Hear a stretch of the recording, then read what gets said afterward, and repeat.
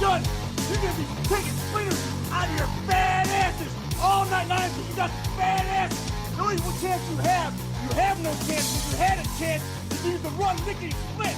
But you can't run because you're fat asses. Well, Ric Flair, you know what? I'm not a normal-looking athlete myself. You know what I'm talking about? I've been in the gyms a lot. It's a privilege and an honor to walk out with Ole Anderson, Lex Luger, and the arm met him all night. I am not a happy camper. What is Bully Ray's motivation? You know I know he loves sugar. But I check my pocket. I don't have no donuts. I don't have no cheeseburger. I know you love sugar, but I ain't got none. To be the man, you gotta beat the man. And I'm saying, woo, right here in Nashville, Tennessee, pal. I'm the man. Look at a match for the total package like Luger and Super Brawl. Super Saturday? What is it? I don't even know what it's called. What is it called? Super Brawl Saturday. Super Brawl Saturday?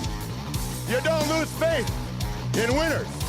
And Ric Flair, day in and day out, every day of his life, just keeps winning and winning and winning. Ric Flair! New York City, Ric Flair! You're gonna find out what hard is all about! I do exactly what I want to do. You say I'm insane. I say thank you very much. Make a good lucha thing. I hate God! Hit the deck! We love you, Scott Steiner! Today, woo, I've got the star and profile like never before. You guys talk about being students of the game. I am the game, JR.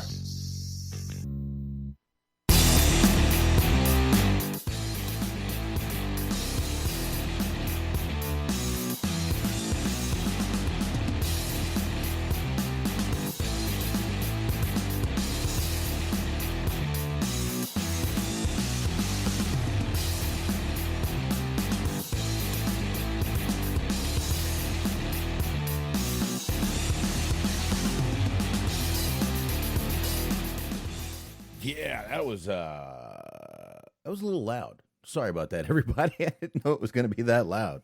But there it was. And here we are. That's right. Wednesday night, it is Dirt Sheet Hughes. I am Boxman. I hope everybody's having a great Wednesday evening. And, of course, once again, as always, riding shotgun. He is this week he will be spectacular.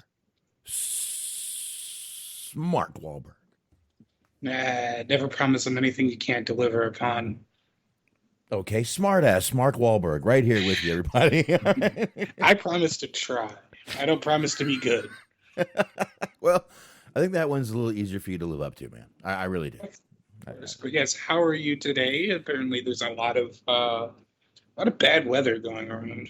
Yeah, we're good. You messaged me the other night. Over the weekend, we had some pretty bad tornadoes rolling through here, and luckily it missed us. We had warnings from like 4 o'clock till 10 o'clock. It was all day warnings, tornado warnings, and then it turned into a tornado watch, and then everyone's freaking out. But missed us. But where my sister lives, which is northwest of me, they had it real bad. I was telling you before the show, my brother-in-law and my nephew are volunteer firemen, and they got called out to do search and rescue, and they literally use the words, "We may need to go look for bodies."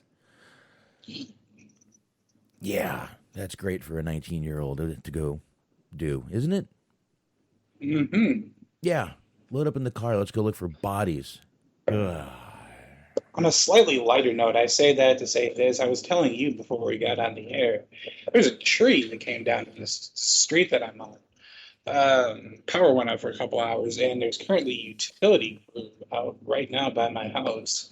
So I'm not gonna lie, I'm going to occasionally be watching them from outside my window. So I might be distracted from time to time, but you'll at least know why. So there you go. There was this one time on Hot Tag. I was talking to, actually, it was Shaheen and Mish. Mish was on the line with us. He was helping us because my power went out. And I don't know if you were listening. I was talking to them. There. You were there? I was talking to those guys, and the transformer behind my house blew up. And you could audibly hear it. Like, it wasn't even that loud in the house, but you could hear it through the, like, telephone. It was scary. I thought those guys were all dead. I'm like, I'm going to go looking for bodies right now.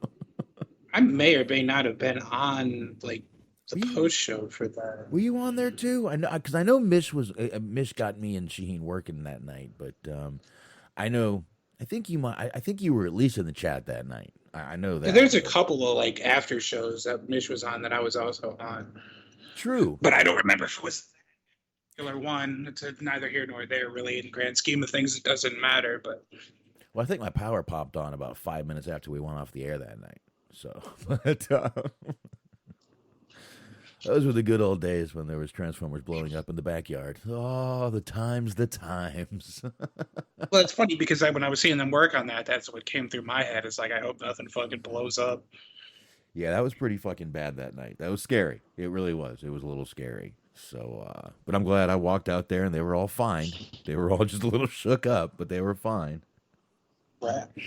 So, well, I guess we can go ahead and get these plugs knocked out, and then we'll SBC is saying wrestling is boring lately. Dude, this is the road to WrestleMania. You should be jacked up right now for everything. I don't know what you're talking about, man.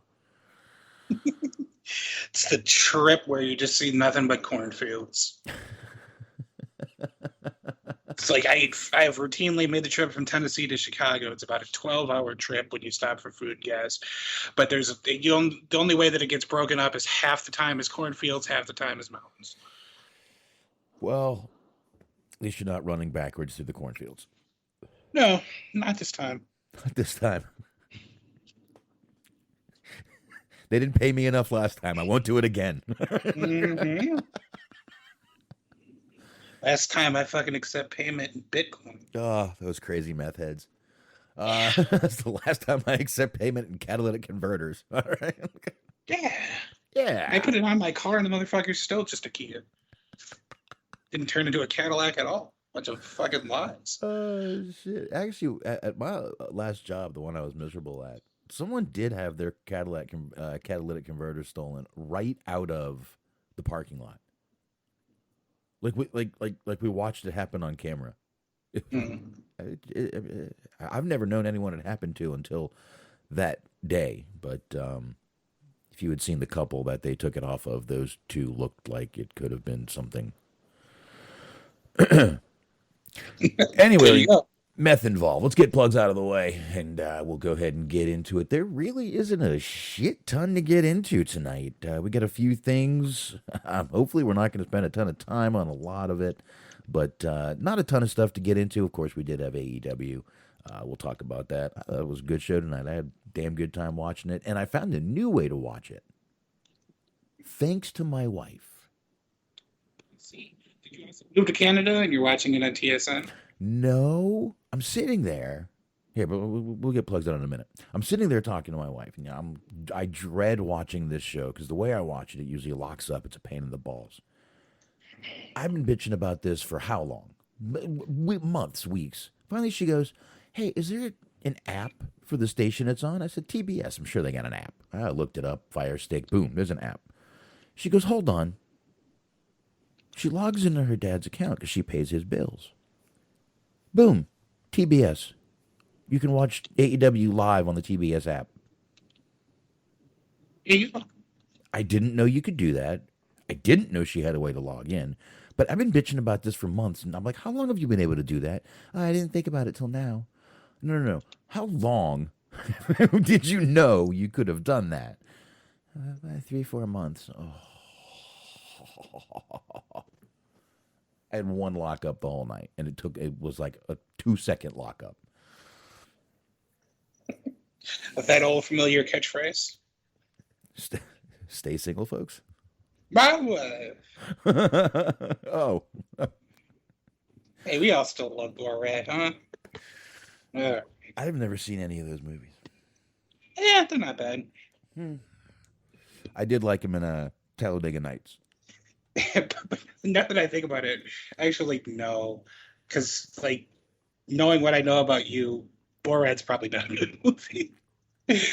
Because part of it is making fun of conservatives and part of it's making fun of Jewish people.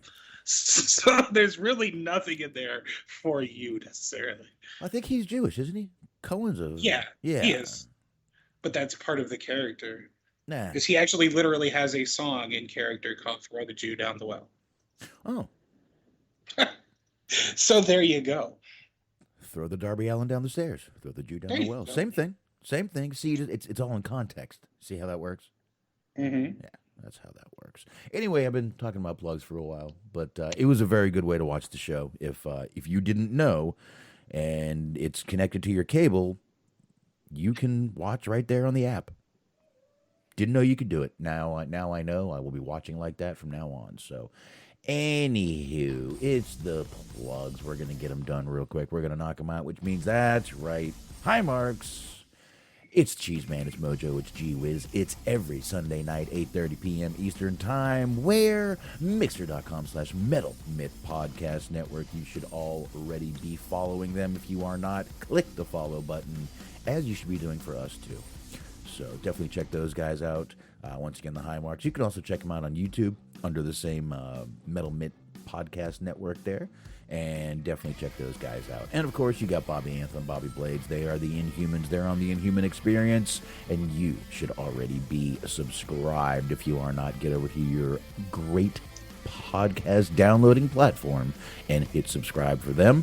And of course, the Unscripted Wrestling Podcast. Go check out the EUP network over there on Blog Talk Radio. It's Eric, it's Doug, it's Daniel. They are always having a great time over there. They can be found on all usual podcast platforms also, which brings us to Stephen Milan. He's over there sharing the show. It is appreciated. Check him out, reviewing films, Letterboxd, boxd.com/Stephen Milan.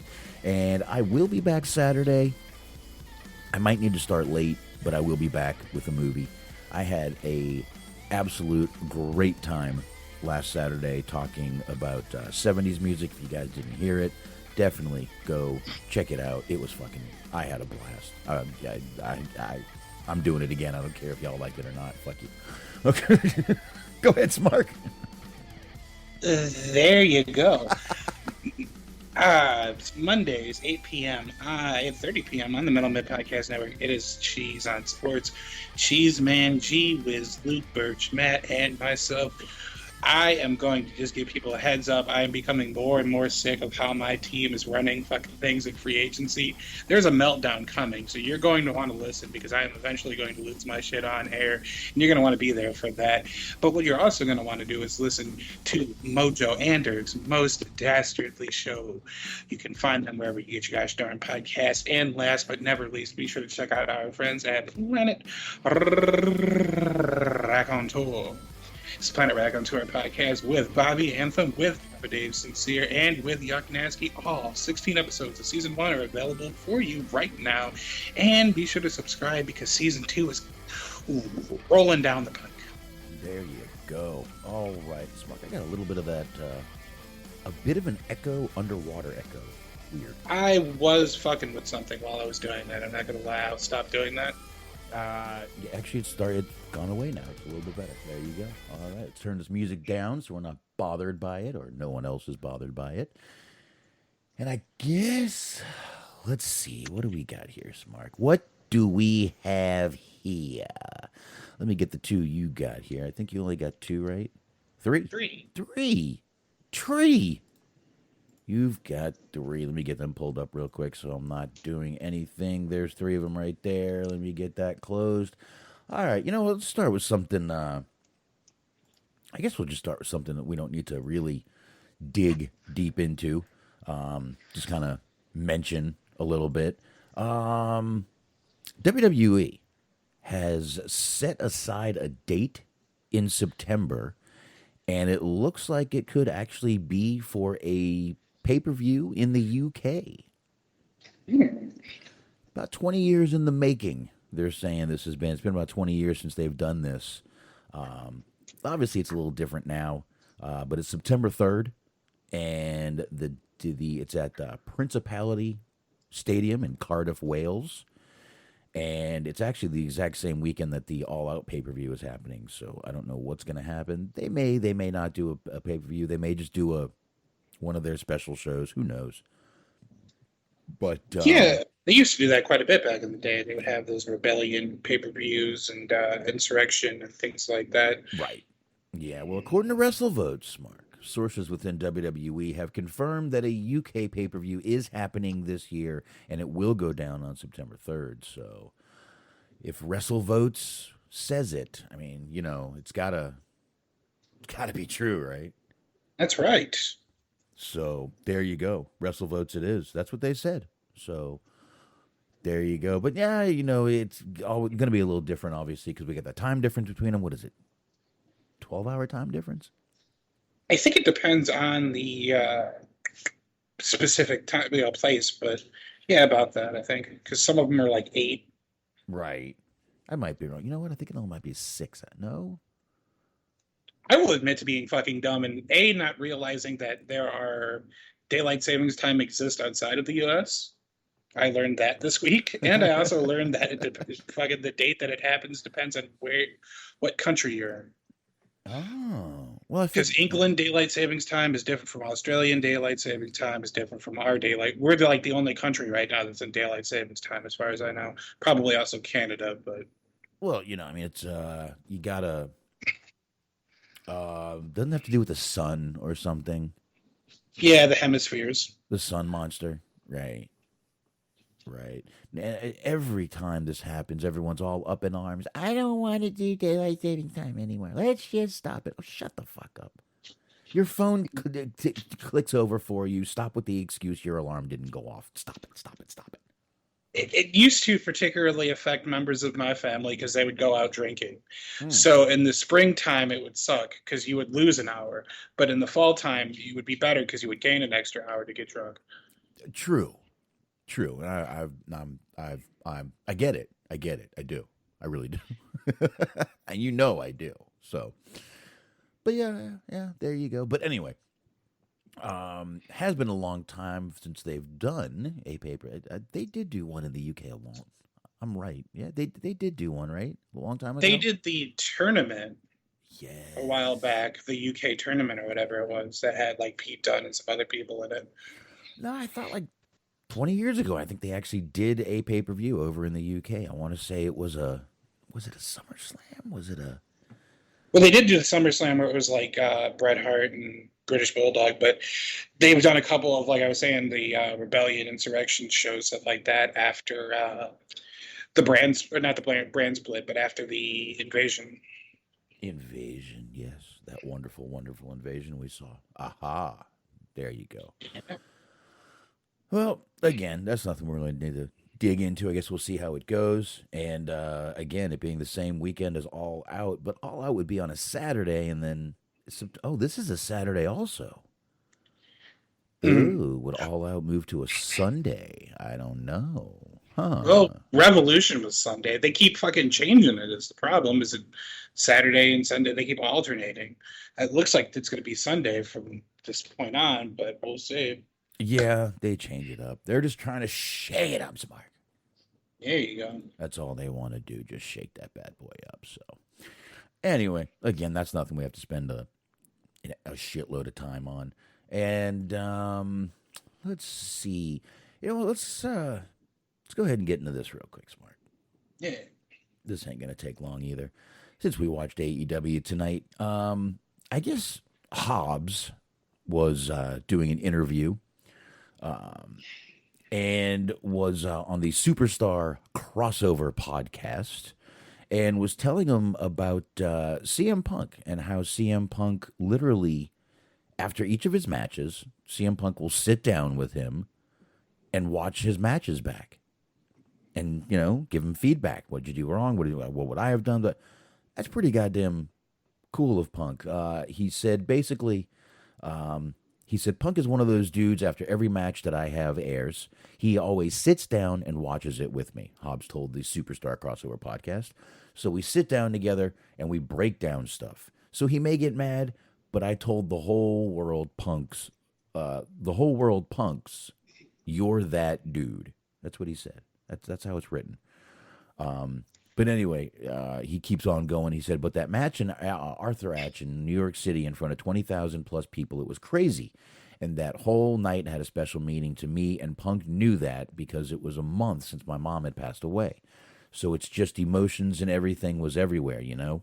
I think right before the match got announced, he said, on the day the match got announced, he pulled me aside and said, this is going to be for her. Don't worry about anything else, nobody else. It's just you, me, and her. And for that, I will always be grateful. So that's pretty goddamn cool, man. That really is. He also calls Mark Henry his wrestling dad. Is that like a wrestle buddy? I don't know, but I'll tell you, this guy seems like he has a very big support system behind him. I definitely think when he's out of this little group he's in, he's going to definitely need some more time, but I definitely think he's going to be someone to go very far in AEW. I think so too. I mean, they need their big hoss. So it seems like there's a couple of candidates in play for that, and we'll see. You know, there might be a couple that they end up giving that role to, but you know, we'll see as time develops who ends up taking over that sort of lead position. Yeah, absolutely. And he's saying he's working with a lot of these guys. He said Dustin is another guy he's working with. FTR he works with. Big Show. Even said his spine buster, he said it is AA approved, he said. Nice. So he's got, like I said, he has a great support system. A lot of guys seem to have a lot of faith in him. And you can tell that he's also, kind of just getting a lot of work and trying to get better. So pretty cool, though. That's pretty damn cool of Punk, you know. That's something he doesn't have to do. He's got the fucking name and the clout to just walk in when he wants, walk out right after the show. But no, Punk loves this shit so much that he decides to sit down, watch someone's match, and break it down with them. It's pretty. I mean, we always right. Well, he's kind of in that position now where, like, he's kind of become one of those people where he used to complain about back in the day, of just like they're in a position of prominence because of who they are. So he wants to be able to actually use that platform for good and not just be selfish and show up and, what can they do for me? So It's good that he's actually being a man of principle and, staying consistent with his word. Yeah, most definitely. Let me turn you down a little bit. Suddenly you got very loud. Yeah, it's really cool that he's doing all this. And, this is a guy that we always heard, oh, he's a dick to this guy. He's such a dick. He can be a really asshole. Well, maybe it wasn't all him. I mean, this fan ran up and called him Phil, and he got all pissy. Well, don't run up behind him and call him Phil. Lesson learned. Right. Lesson learned. Oh, I've said this before a couple of times, but there's a video online that you can find it, I think, if you look hard enough on YouTube, of like fan cam footage from one of those old SummerSlams. Yeah. And there was this guy, like one of the fans, like ran up on fucking Yokozuna, and he just kept calling him Rodney. And Yokozuna just turns around and says, "Shut the fuck up." He's just like, "I'm sorry, sir." Well, geez, I mean, Jericho's had I think Jericho hit a woman reporter once. He like almost punched her. He pushed her away. Oh, no, that was just a regular ass lady. I mean, not that it's acceptable. That's right. There was like, he was being swarmed by people and security wasn't really doing much of anything to stop them. And he was trying to get to his car and like a lady shoved him. Yeah. I actually watched this last night, funny enough. And like a lady shoved him and then he just like swung at her. And then her boyfriend, who was wearing an Affliction shirt, which immediately lost all form of sympathy for Neon, just tried to rush him. And then security intercepted him and he started yelling at security and he shoved one of them. And like, I have like an odd amount of respect for him to be able to like be willing to start fights with random groups of people when he was significantly outnumbered, and then to also be going at security Whereas it's like they could have just as easily just like given up and just let the people fucking mug you. Yeah, turn their backs. Did you guys hear something? Yeah. But this is also the guy who allegedly got into Brock Lesnar's face over this match with Orton. So yeah, when he busted Orton open. You're right. he's a ballsy fella. Yeah, Jericho definitely and he said he was ready to throw down. And any second, I think Brock would have fucking killed him, but I believe both of those things. I believe that he would have done it. I also believe that he would have gotten his ass handed to him handled. yeah, unless he got lucky, which can always happen. Even against a Brock Lesnar, it could happen. I mean, shit, his first fight out, Frank Mir fucking tapped him out. Yeah, that was kind of sketchy. I mean, that's the thing about Brock was that he didn't eat shots very well. Like he was an amazing wrestler, like amateur wrestler technique, that kind of thing, getting fights to the ground. But if you could stand and bang, easy there, Tiger. That's why I stopped talking, because I wasn't going to be able to talk my way out of that. Easy there, Tiger. All right. Anyway. All right. Smart. Well, speaking of, I guess, amazing wrestlers, we're going to stay in the WWE lane of things. WWE signee Gable Steveson, I always have a hard time pronouncing that. I was going to go Stevenson, wins second consecutive NCAA wrestling title. WWE signee Gable Steveson, there I did it. WWE signee Gable Steveson took home a second consecutive NCAA wrestling championship Saturday, retiring from amateur competition after the match. The next stop, a future continuing to train pro wrestling with WWE. The University of Minnesota standout defeated Arizona State's Colton Schultz 6-2 to win his second straight NCAA heavyweight title before leaving his shoes on the mat to signify the end of his amateur career. His second national championship goes alongside his Olympic freestyle gold medal and 3 Big Ten championships. The 21-year-old Steveson became the first exclusive NIL athlete in WWE history, signing a deal in September after meeting with Vince McMahon in August amid some flirtation with the sport of MMA. She was kind of, winking and nodding at it.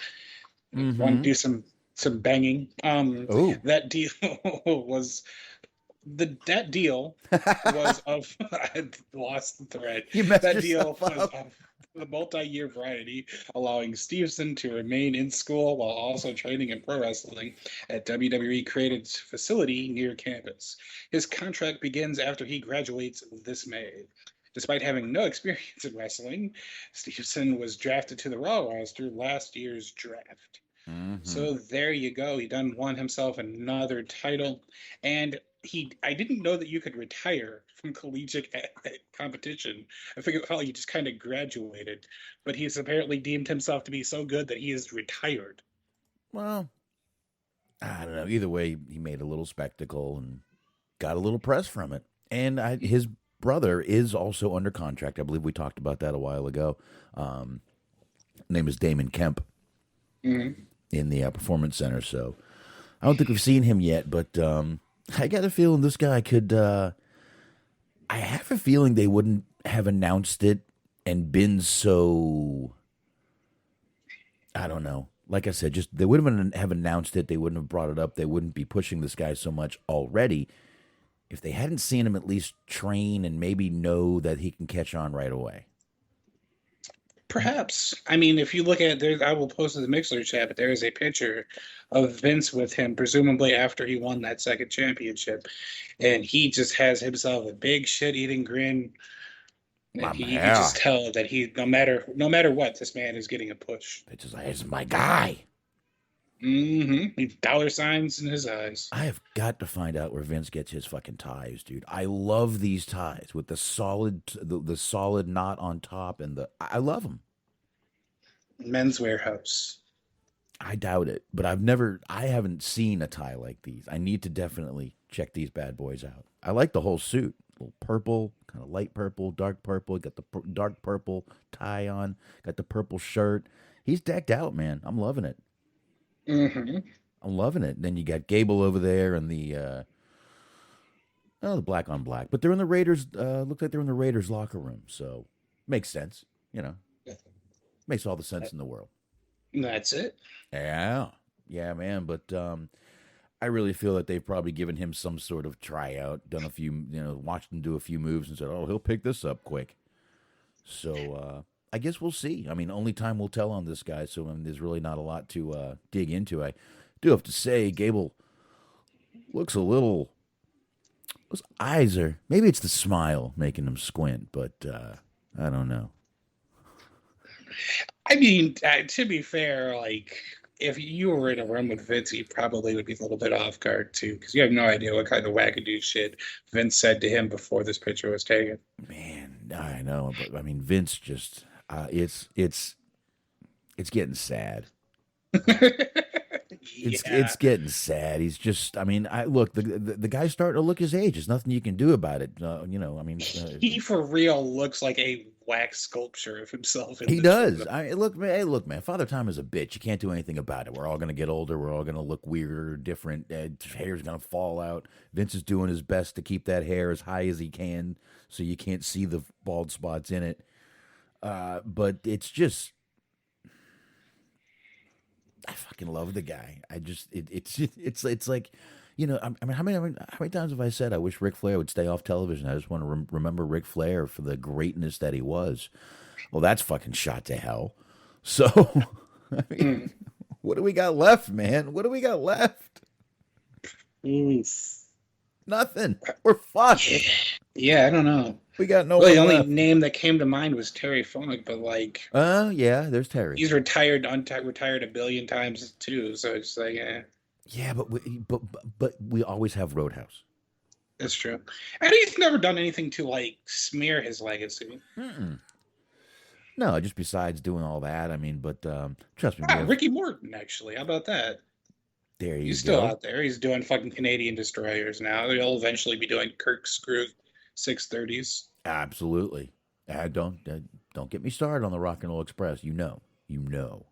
They'll forever have a place in my heart. There you go.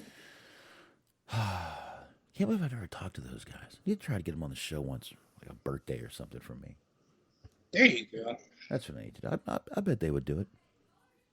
I mean, they run a lot of fucking shows. Presumably, they're on a lot of shows around here. Just doesn't seem like it would be very hard for me to meet them. I'd imagine that they do quite a bit of Texas shows too. So we shall see. I'll find out. But they're not really a tag team right now. They're on their farewell tour, so I'll see what happens. That's true. I'll see what happens. I don't know why my kids are outside the room yelling, but they're laughing. That's better. Okay. They're laughing. Laughing's good. If they're laughing, they're not killing each other. Theoretically. Exactly. But like I said, time will tell on this guy. But I guess we'll just have to wait and see what happens. There's really nothing else we can do, right? That's it. All right. So there we go. So let's get into this real quick. This is just kind of a funny thing that I wanted to mention. Don't really need too much of this. Drew Ayari is on too. Okay. Fellow Texan. I didn't know he was a Texan. Did not know that. The things you know. So Keith Lee this week, or last week actually, kind of, I don't know how this happened, but people just decided to start not making fun of Keith Lee, but praising Keith Lee in a very funny way on Twitter. Did you see some of these, Mark? Yes, and I think my favorite one, I had two that I really enjoyed, was Keith Lee looks like the guy who licks his finger every time he turns the page of a book. Yes. I enjoyed that one, and I also enjoyed the one that said Keith Lee looks like the kind of guy who becomes very talkative when someone mentions bird watching. There were some good ones in here. We'll read a couple, but basically it was someone just put on Twitter. Again, I guess it was JJ Williams 1. Is he a Wrestling Observer guy? Not that I know of, but I mean they have quite a few underlings at this point. He could be a writer or something for him. Who knows? Maybe a consultant. But he put Keith Lee looks like the type of guy who says, and it went from there. like I said, these are just some funny things. We're not going to sit here and, I mean, we've gotten into Keith Lee so many times. We're both fans of the guy. We just think they need to let him go out there and do what he's doing right now on AEW. So we'll leave it at that. But Keith Lee looks like he says, "This is perplexing," and rubs his chin when he doesn't understand something. I don't think there's many things he doesn't understand. Seems like a very intelligent man to me. Keith Lee looks like if he reads paperback mystery novels, looks like he reads paperback mystery novels and quietly says to himself, "I knew it all along." Not a bad one. Not a bad one. Keith Lee looks like the sort of guy who wants to speak to the manager, but only to tell him what a great job the staff are doing. To which he actually replied, "Absolutely. There are too many people that only want to comment on negative things. I enjoy giving credit where it's due and sometimes give it just because." Yeah, I have seen the new kind of TikTok trend of people getting all hot and screaming and saying, "Where's the manager? Where's the man? Who cooked this shit?" And then they come out, "Man, this shit is excellent." Okay. Mm-hmm. That's mean. That's mean. One of my favorites is it's hard to do because it's a picture, but it's like Keith Lee looks like he wears these kind of pajamas, and it's a picture of Scrooge McDuck wearing a long nightshirt and a cap with a pom-pom on it. Which that hit my soft spot. I'm looking at some of these now, but yes. Yeah, I'm not gonna. And one of my I'm favorite ones is like, it's not even a one that it just Keith Lee responded when they were like, when it was coming out, he was like, "I've been made aware of this." And I was like, that is the most Keith Lee way of responding to a meme ever. It's like, "I have been kept abreast of your electronic correspondence." It is affirmative. I do know of this and will respond at the correct time. Keith Lee looks like he'll softly chuckle at a newspaper and ask out loud, "What will Garfield do next?" Mm-hmm. Basically, all these are saying the guy just seems like the nicest, biggest teddy bear in the world, and he just seems like the nicest guy in the world, which he does come off that way, but he'll also tear you limb from limb.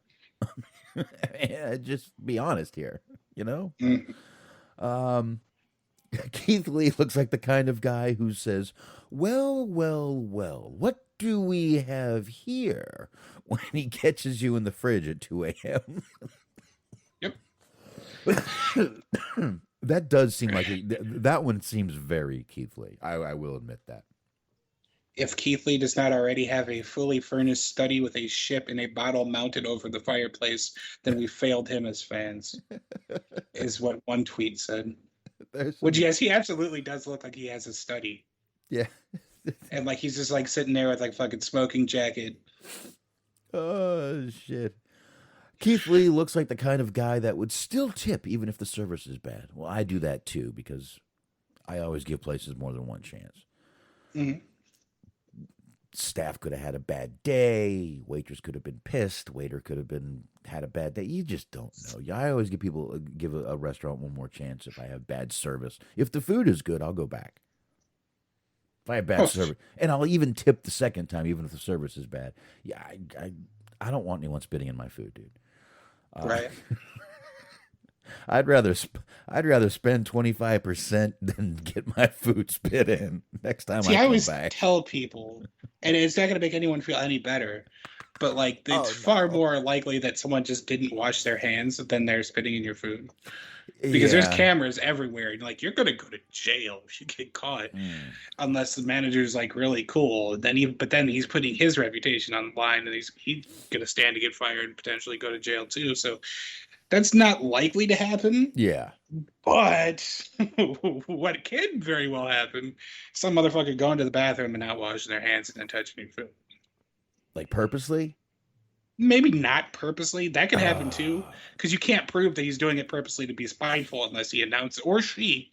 There's some gross fucking females too. Oh, I've seen videos. I've gone down that YouTube rabbit hole of disgusting, and I used to watch Hell's Kitchen, or not Hell's Kitchen, Kitchen Nightmare. Sorry. Yeah. See, I was really cool watching that Kitchen Nightmares show, and then they ended up in Lighthouse Point, Florida. And I was like, oh, cool. I used to live in Lighthouse Point. And then they're like, we're at the marina. I'm like, I used to take bitches there. As you stood up and proclaimed proudly in front of your wife, and She wasn't home. No, she wasn't home. She wasn't home when I watched that episode. But yeah, that used to be. You needed. You actually you had to take a boat to get to this little place. Really cool little spot, but a very nice place. Wasn't too expensive, but it was right on the water. If you needed a boat to get there, obviously. It was a really nice place to take a girl. That's all I'm saying. I'm just going to be stuck on just you saying in a rather whimsical tone. I used to take bitches there. I used to get milkshakes. I'd bring bitches, and bitches love milkshakes. I tell you what, that was the first time I figured a girl. Like, all right, Max. Well, I'm an AEW fan, so I got bitches. You know how that goes, Smart. Mm-hmm. Oh, I'm swimming in them. I's got bitches, as that one guy said. Tell you what, I can't take a step at this here house without tripping over bitches. Oh. Which is actually very inconvenient because they eat too.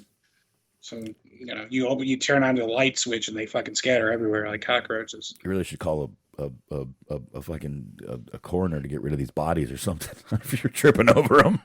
I called the Godfather, but he's not showing up. Call the wolf. Call the wolf. I mean, the only other alternative is to call Teddy Hart, and then things won't end well. Oh, yeah, call him. He'll call fucking 25 people on his way to you. Tell them what's going on. Yeah, they'll just magically be missing. Teddy Hart's way too much material on this show. We need to just back on. I feel like the last show needs to be us talking to Teddy Hart. Just be like real big fans. Yep, that's it, folks. It ain't gonna get no better than that. Take it easy. Wrap this motherfucker up. I mean, he'll do it. That's the thing. It's the further he slips down. Oh yeah. Oh, how far does he have to slip to get on this podcast? Is what are you saying, Smark? I'm talking about his rate will slip down. Oh. Like, he's not doing anything for free, but he's going to ask for less and less money as time goes on. Oh, he's one of those couple minutes, couple dollars guys? It has to be. I don't know, man. That one dude interviewed him, but he pissed him off. Mersh, what was the show? Nightwire? Oh, yeah. Nightwave Radio. Nightwave Radio. I will forever love that guy for reasons that we have talked about before, off air, maybe on air. I don't remember. Yeah, I mean, I know there's many allegations against it. There's a few things about that guy doing some unethical things. Not like really disgusting. Not like Ric Flair shit, but like just some unethical things, scummy kind of things. But he gave it right back to Teddy, and I will always appreciate him for that.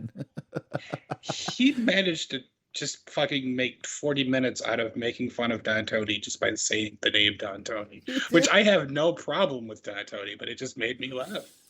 Dude, he got in the chat that night. He got into his chat, and then they made fun of him, and he was very respectful to them in the chat. It was a very weird thing to witness. I know. But anyway, we were talking about Keith Lee after we got on that tangent. That was fun, though. I like that. That was good. It was good. And they are right. Keith Lee does seem like the nicest guy you could probably come across. And he does seem like whatever is going on, he's either going to be nice, but the one thing you say wrong and you're going to be torn from limb to limb. Mm-hmm. Yeah. That's not bad. That's not bad at all. So I literally had people from work texting me at 10 o'clock at night. Sons of bitches. Well, let me see what the fuck they want. Okay, he texts me some funny stuff every now and then. I haven't listened to this. It's one shorter guy with a microphone. It's another guy with a shirt on and looks like a replica belt around his shoulder. Speaking of swimming in bitches. Should I play this? If you're asking me if you should play a video that you haven't seen based on two guys you don't know talking, the answer is always going to be yes. Play. Oh, wait, it's going to TikTok. Son of a bitch. Hold on. It's going. Give it a minute. Here it goes. Come on. Do it. Do it. Do it. Do it. I don't want to open the app. I just want to listen to the fucking video. Here we go. Wait, is this a commercial? What? That wasn't the right one. That wasn't the right one. What happened here? I think this is the wrong video. I think I just got trolled. I'll turn the volume down because there's nothing playing. Back to messages. Let me hit this one more time. Something about a car. That might have been a commercial. Hold on. Something about a car. Yep. I think we're just going to skip this. It won't play correctly. Probably because I don't have... Oh, wait a minute. This looks like it's going. Nope. I don't know why. It won't go to the right video. No matter what I do here, it will not go to the correct video. Let me copy it and try to do this real quick. And if it doesn't work, then we're going to skip it and say, fuck it. Go here, go While there. you do that, I would just like to provide you with the following. There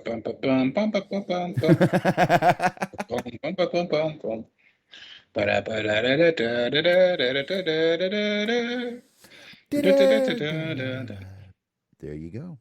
A little bit of Herb Alpert for you. There you go. That was from the dating game, wasn't it? Spanish Flea. It might be from the dating game, but that's There what it's you go. called if you want to look it up on YouTube. Yeah, it is not coming up with the correct video. So we will skip it. Fuck it. No one cares. Who cares? What's important is that the payoff was worth it. No, it really wasn't. And I apologize for that, everybody. I apologize. Thanks for listening. We're going to do plugs again. Anyway, Keith is a really nice guy. So there you go. Smark, talk about something. Talk about something I shall. So who's presumably another nice guy is Matt Sydal, but things aren't going too well for him. High flyer Matt Sydal hasn't been seen in an AEW ring or any ring since mid-February, and he revealed the reason why on Saturday. A dislocated knee. This is a tweet that he wrote, quote, "Thanks for the birthday, love." Keep that on the hush, my man. A brief update. I dislocated my knee a few weeks back, which is why I haven't been active in AEW. And good news, there were no tears in my ACL or PCL. Okay. Gonna do some meditating, then BRB better than ever. And that's how he wrote it. Sydal, who is celebrating his 39th birthday Saturday, said in the tweet that he suffered no tears in his ACL or PCL or PCO. He gave no timetable for his return. While he didn't specify whether the injury was suffered in a match or otherwise, his last in-ring action was a 9-minute indie match in Poland on February 19th. Since debuting in AEW at All Out on September 2020, Sydal has primarily wrestled for AEW with only a handful of indie belts. In recent months, Sydal has been teaming with young prospects like Lee Moriarty and Dante Martin in either tag team matches or trios action. Sydal's brother, Mike, is a real asshole. Has also been on the sidelines since last October when he was pulled from a tag team match on Rampage due to an undisclosed injury. How mysterious. He hasn't wrestled anywhere since, and it's unknown if he remains under any kind of contract. First of all, Matt Sydal turning 39, I swear to God, he was a kid. Like, it seems like we just saw him start in WWE. He felt like he was like a kid when he started. How old was he when he was in WWE? He was young when he first came in. Right. Yeah, he's for one of the people that was kind of not the initial class, but he was in Ring of Honor pretty early on. I would say like 2004 or so. For people that were also in that class of active participants in Ring of Honor 2004, he's on the younger side of them all. Wow.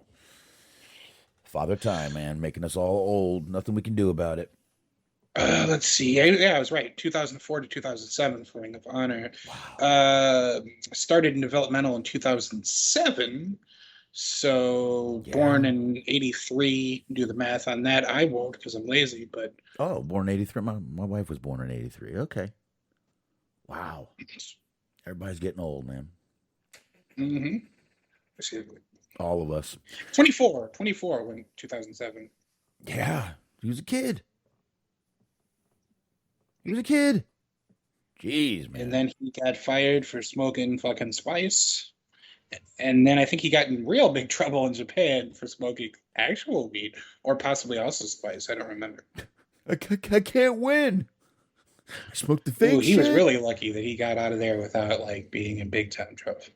And you know what sucks now is the stuff they have coming out now. This like this Delta stuff they have coming out. Yeah, the Delta 8. Yeah, the Delta. They have. We have Delta 9 here.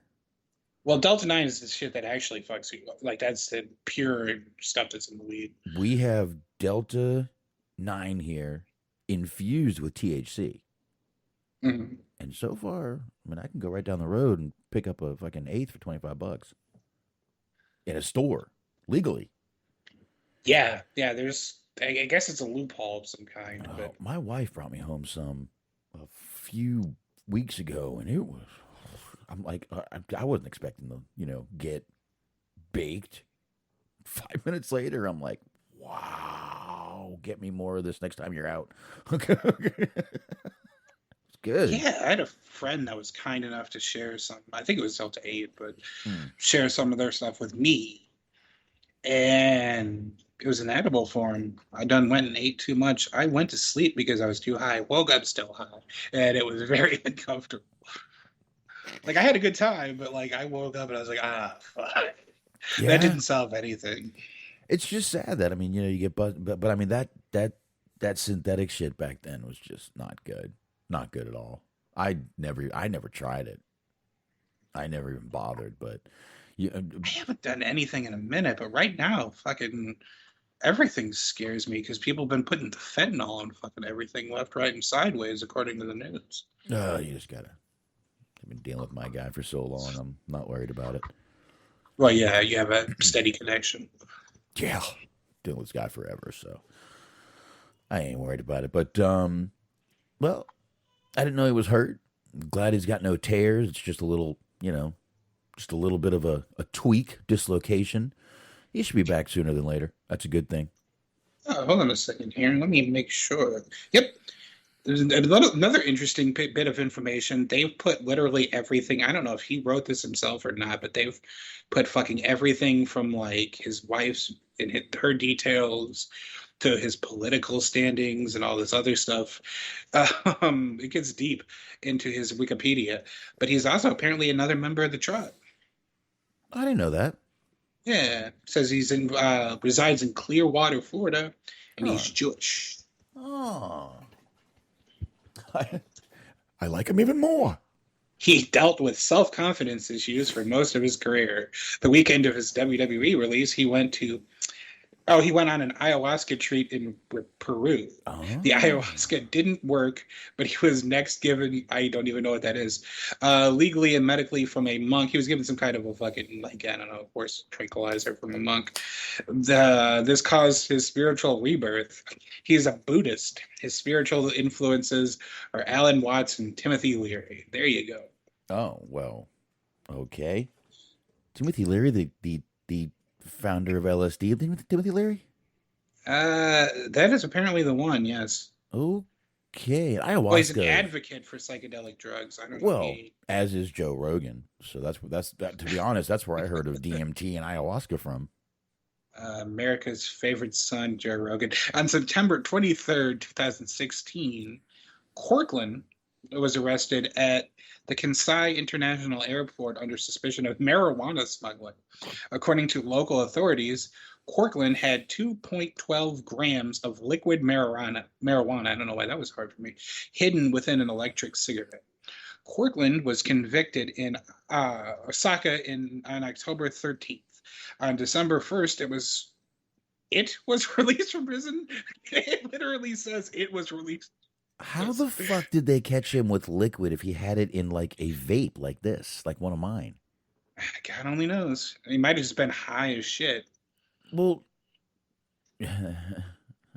I get it. Well, it's neither here nor there, but like Ralphie May was telling a story in his book about how he got in trouble because there was one time where he took one of those like Listerine type strips, but it had THC, and you're only supposed to take like one, but they got stuck together, so he took the entire fucking pack, and he got off of an airplane just high off of his ass, and he got in trouble. They like had searched him, and he had weed in his like suitcase or whatever. And this is like an international flight, so he got detained. It was a whole big issue. His book is pretty fucking awesome. It's a pretty cool story. Wow, that's pretty rough right there, man. Yeah. Wow. I don't know how we. Oh, okay. We just used Matt. He actually Sydal. went into detail too with that because apparently, believe it or not, Snoop Dogg gave it to him. So he was on one of those fucking like late night shows that Snoop was also on, and they like struck up a fast friendship, and he gave him some. He put it like in his bag and forgot to take it out or whatever. Well, when you're tripping, you forget things. Yeah, it happens. It happens. But what? I can't believe they have that much on there about his. Oh my god, yeah, it is fucking crazy. Like they go into great detail about every aspect of his career. Fucking Wrestling Society X, Evolve. I remember WSX. Yeah, I've said before, I like that. I thought it was pretty fun to watch. Yeah. It was, man. So, well, like I said, I got a feeling we'll see him back sooner rather than later, especially with that. That's not a bad. It's just a dislocation. I can literally dislocate my knee walking. Mm-hmm. Oh, my knees are so bad, dude. You don't even know. But anyway, guess we can move on from Matt Sydal. Hope to see him back soon. And I guess we'll get into this quick little talk about some mixed feelings that have been going on with this little new partnership that AEW announced with DDT Pro Wrestling. Yeah. DDT's a company over there. They're a Japan-based promotion. And they're not really known for their seriousness of wrestling. Is that a good way to put it? Yep. One of their champions for a long time was a blow-up doll. Yes. If you've ever seen those matches over in Japan where they're shoving their thumb up people's asses and stuff like that, that's DDT. Mm-hmm. That's DDT. Kenny Omega wrestling a blow-up doll, I believe, was in DDT. Is this also where he wrestled the 9-year-old girl? I believe so. There was like they've done shows at like water parks. They've had like a match on like they had like a battle royal type match on a fucking train. And if I remember correctly, like if you got pinned, you had to get off at the next stop. It was just ridiculous shit, but it's kind of funny. Goddamn mud show. Mm-hmm. Outlaw mud show. That's what it was is. funny because the right around that time after the Cruiserweight Classic came out, there was rumors that WWE was going to try to sign Kota Ibushi, and he ended up turning them down. And then, like right around that same exact time, there's a video coming out of him wrestling for DDT, like in a street somewhere, and like a guy shooting fire, like Roman candles at him. Right. And it was just like, this is what he would rather be doing. I'm like, all right, he's an interesting guy. Yeah. But here we go. Tony, of course, put out a tweet. I'd like to say congratulations to DDT for their 25th anniversary, and I'd like to also announce that AEW and DDT have come to an agreement to bring DDT's wrestlers to the United States of America. Christopher Daniels, AEW's VP of Talent Relations, and I, for one, am looking forward to introducing the top talent from DDT to the American wrestling fan base. So, once again, Tony making big announcements. Now, they were talking about this during it was like when Kenta came over, I guess. You know, they've done this before. Now, I know we're in a different situation now. We're kind of getting a little more back to normal with COVID regulations and everything. Flights are a little easier now to get people over. I just don't know. I mean, how are you going to use these guys? Does Look, I get Tony Khan wanting to do this and bring people in and keep having that wow factor, but your show has to just be your show. Stop bringing people. You want to sign someone, fine. There's no reason to bring people in though for one-shot deals to what? Just to get your talent over? You're gonna pay for fucking people to get your talent over? You've got people there that can get your talent over without fucking getting them through customs. Yeah, I get what you're getting at. I mean, it helps if you have people in house that you build up to be stars, which I feel like they're doing. I mean, it's not always a success, but I feel like they're putting in that effort to do so. Right. And for the most part, it's usually successful for them. They've done a good job of building up a couple of people. But like, this isn't too foreign from like what, no pun intended, what ECW did when they would bring in like just random people. Like they would bring in Hayabusa quite a bit. I think they had a partnership with FMW for a while there, and they bring some of their guys in. Like I said, Hayabusa, but there was they did a fucking battle of the Bam Bams. They had Terry Bam Bam Gordy versus Bam Bam Big with Bam Margera as the referee.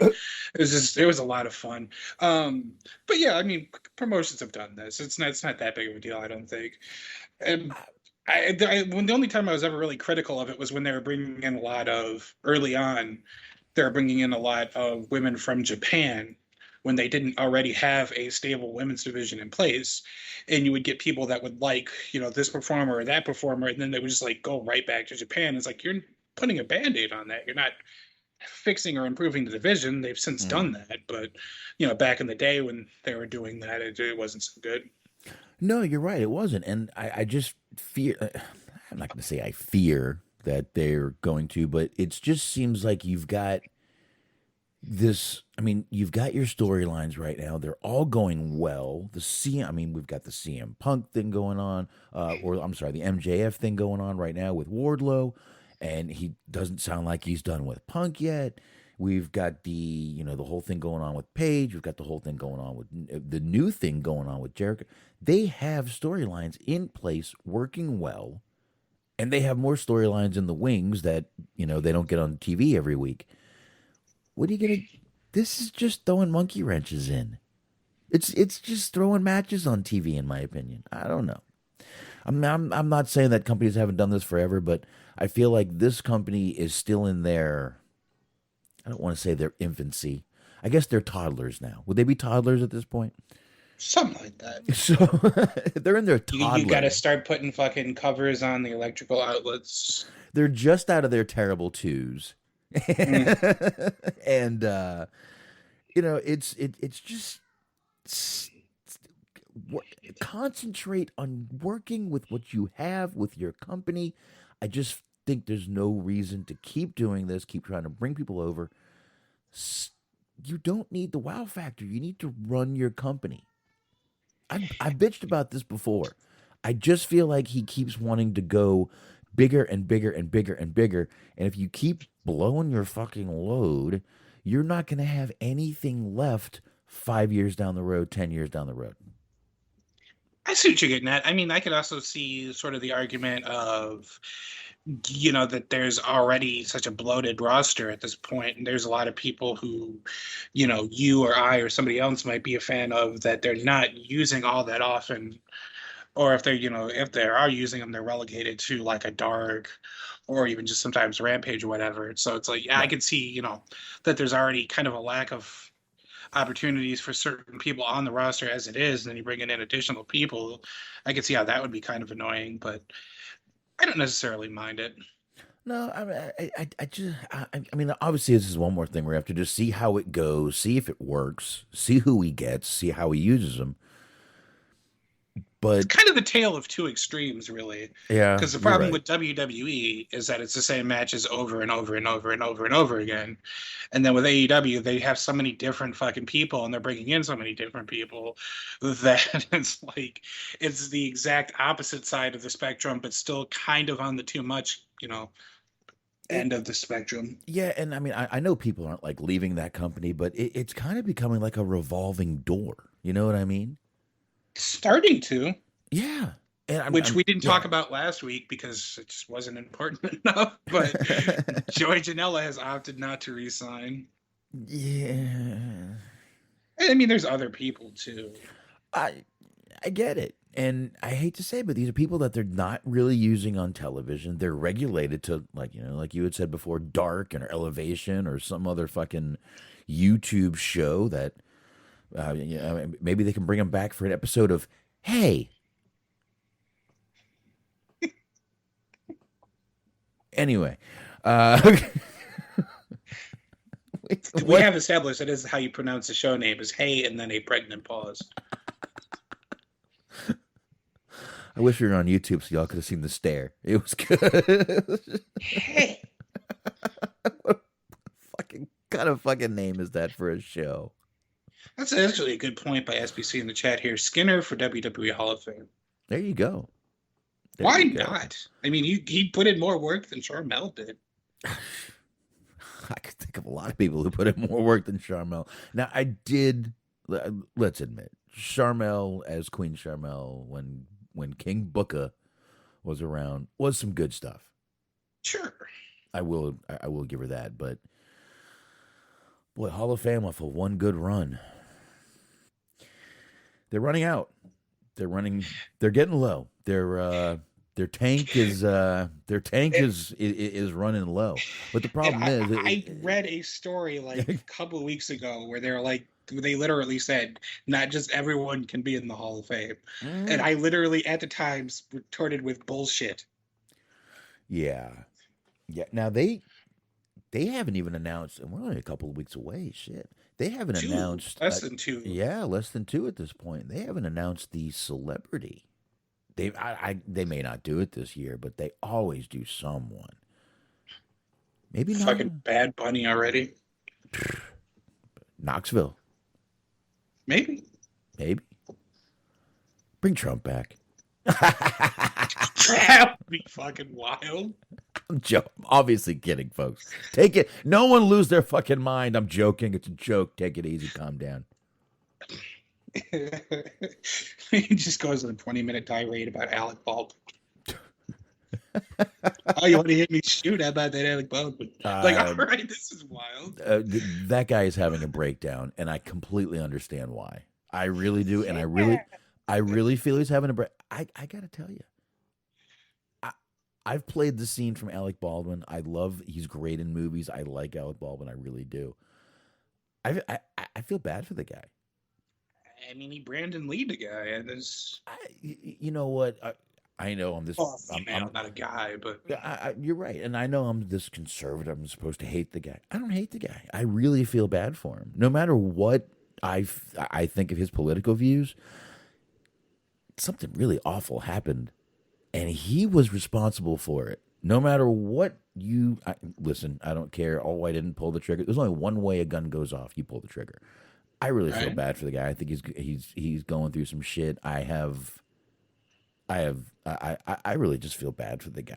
I know, like I said, I know I'm supposed to hate him or laugh at him, but nah, I got sympathy for the guy. I can't even imagine what he's going through.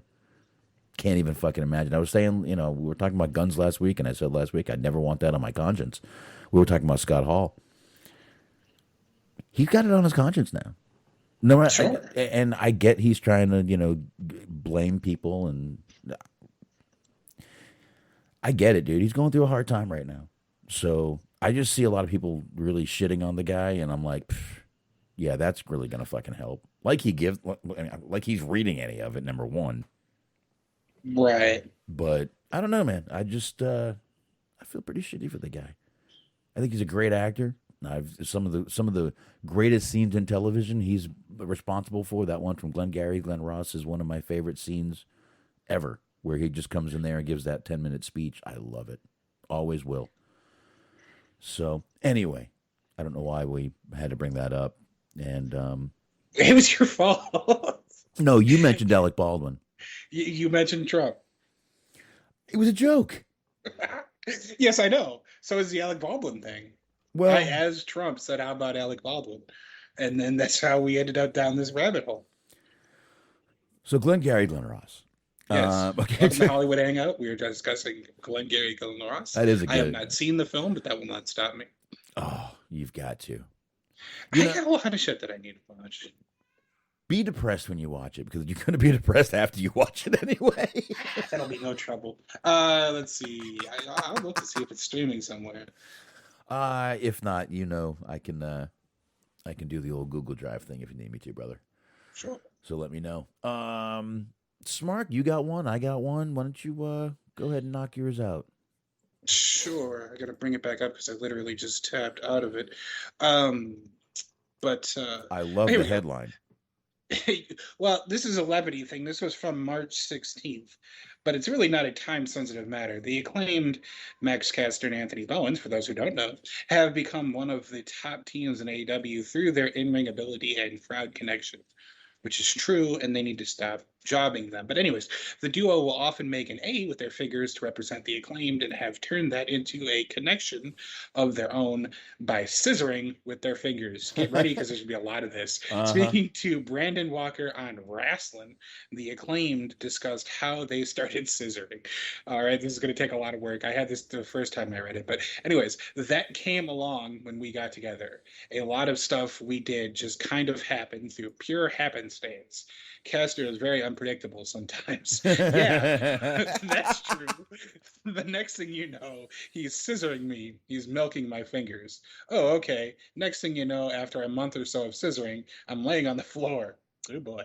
Remember to hydrate. I look up and I see all of these hands coming over the barricade yelling, "Bowens, scissor me."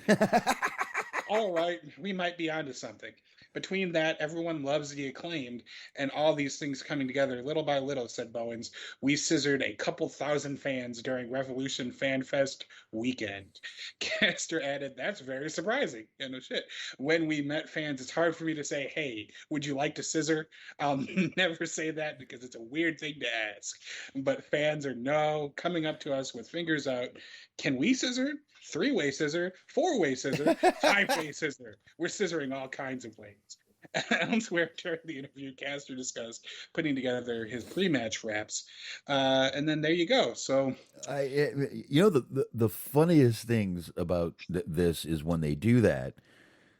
Bowens, I believe, he's gay, correct? Yep, he's openly gay. Well, that doesn't matter.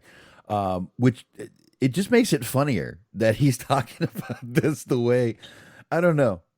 It is. It's just it's and you know what, man? They're a great fucking tag team. And listen, I know Max Caster had to tone down his raps, which every now and then he still gets a good zinger in. Mm-hmm. I really hate that he had to tone down what he was saying because it's. I mean, Jesus Christ! Listen to real rap music. He's saying nothing. He's not even saying anything close to offensive to real shit. Sure. So, but I get it. We're on TV. We're a wrestling company. There's a demo. So, but this is funny. And I did notice they were doing that. And I remember the first time they did it, JR was like, I'm not sure what that was, but goddamn. Look, I can say what I think it was, what I think it looked like, but everybody will get upset with me again. But I think it's just funny that they do that, and sitting there talking about scissoring, and I don't know, it's just hilarious. With, like I said, knowing that Anthony Bowens is gay, and he's talking about scissoring, which let's face it, that's what a lesbian couple would do. So it's just, I don't know, it all ties together well. Let's face it. Let's come to terms. Let's be honest here. I'm quite all right with that. Yeah. Hey. You know, if you want to do that and send me the video, whatever floats your boat, and I'm good with that. Yes, we've often and long time celebrated Diamante and Kiera Hogan's union. We have? They're together? Yes, they are. Cool. Very cool. They have a OnlyFans too. So they do? Yeah. Let's just leave it at that. That sounds tantalizing, to say the least, Mark. What else to say? But anyway, the Acclaim really are. They really are a great fucking tag team. They're good together. They're very charismatic out there in the ring, and the crowd does fucking love them. Which, yeah, I mean, that's kind of checking every box for what you want in some, in a superstar tag team. Mm-hmm. So, but this, I just love that. And was this Caster saying the most of this? Yes, Caster added. So this was Max Caster saying all this. I love the way he's just like, so we scissored this dude, we scissored this one, we had a 4-way scissor. We were scissoring people left and right at the Fan Fest. Jesus. Yeah, this is a great article, man. I love this. This is hilarious.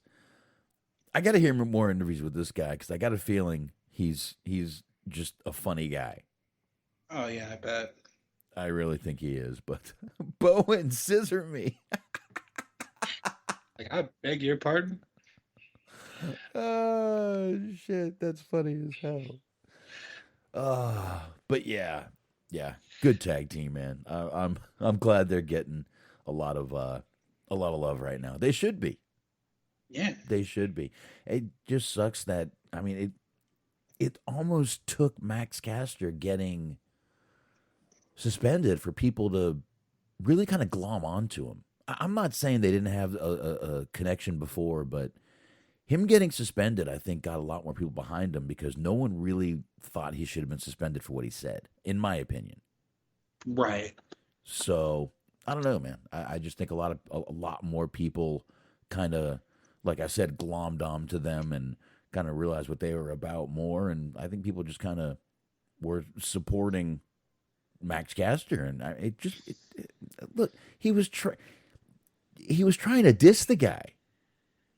Right. That's all he was doing. I mean, it's kind of what happens in raps when you're trying. I don't know. Yeah, I mean, it is what it was part of his character. It is. I mean, Jesus Christ, it was. I mean, Cena has said worse than him. Oh, like MJF says worse stuff than that all the time. Absolutely. MJF said something worse tonight.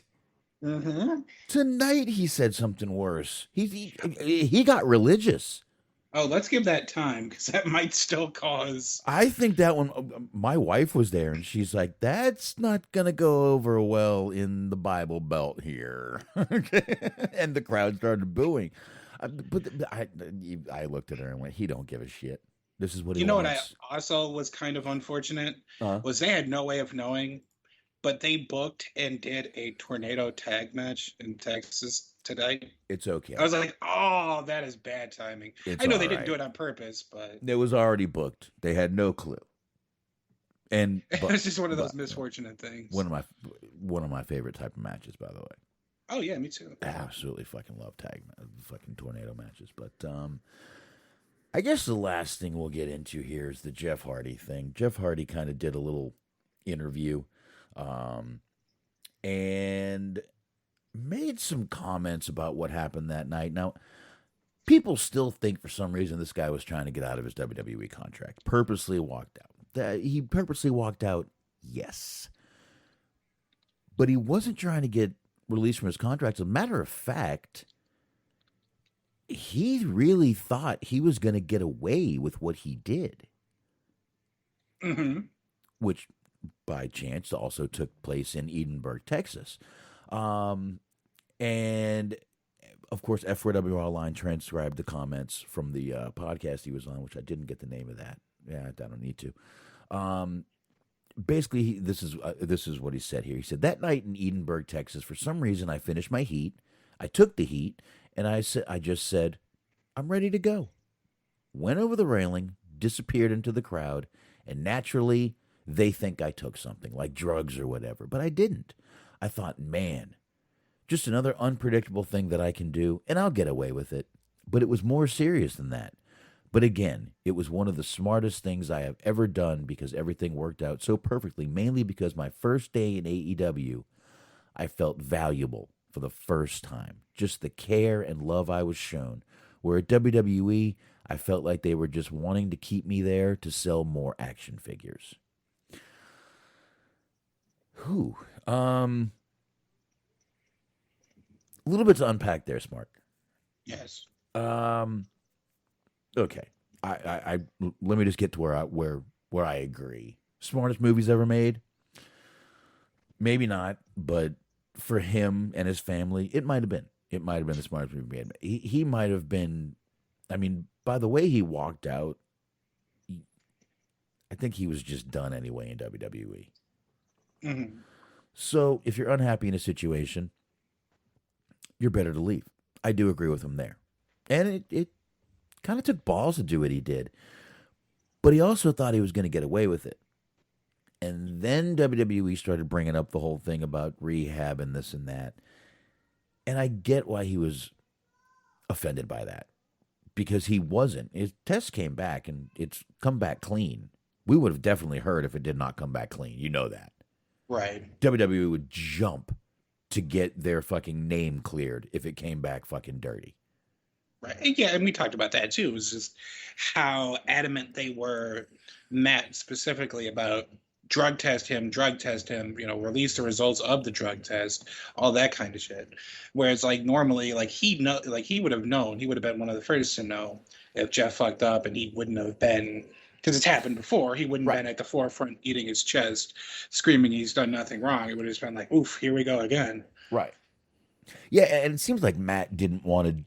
I mean, I think Matt knew his brother was not on drugs, was not drinking. And drinking is not illegal. I don't know why they would give a shit. Yeah, I mean, it is if you're working. I get it, but he wasn't drunk. He wasn't, on drugs. They did test him, but I really feel that they would jump to clear their name if he was. So, but I mean, the only thing in this whole thing that kind of, it didn't really bother me, but it seemed like kind of one little sentence I would have left out was the one where he said, "I thought, man, it's just another unpredictable thing that that I can do and I'll get away with it." That's kind of the definition of entitlement. Thinking you're going to get away with it. Not crazy about that one. But again, it didn't piss me off. I just feel that but I also get where he was going with that. Basically, I think what he was thinking in that moment, and this is just my opinion, is, okay, here's just another fucking thing I'll do, and they won't even give a shit because they don't care about me. I think that's what he was trying to go with. I just don't think he put it correctly. But if you look at the context of what he was saying, because at the end he was saying that, look, I think they were just kind of keep me around to sell action figures. Basically, they see you as a commodity instead of a wrestler. Right. But when you're a publicly traded company, guess what? You're just another commodity. Sure.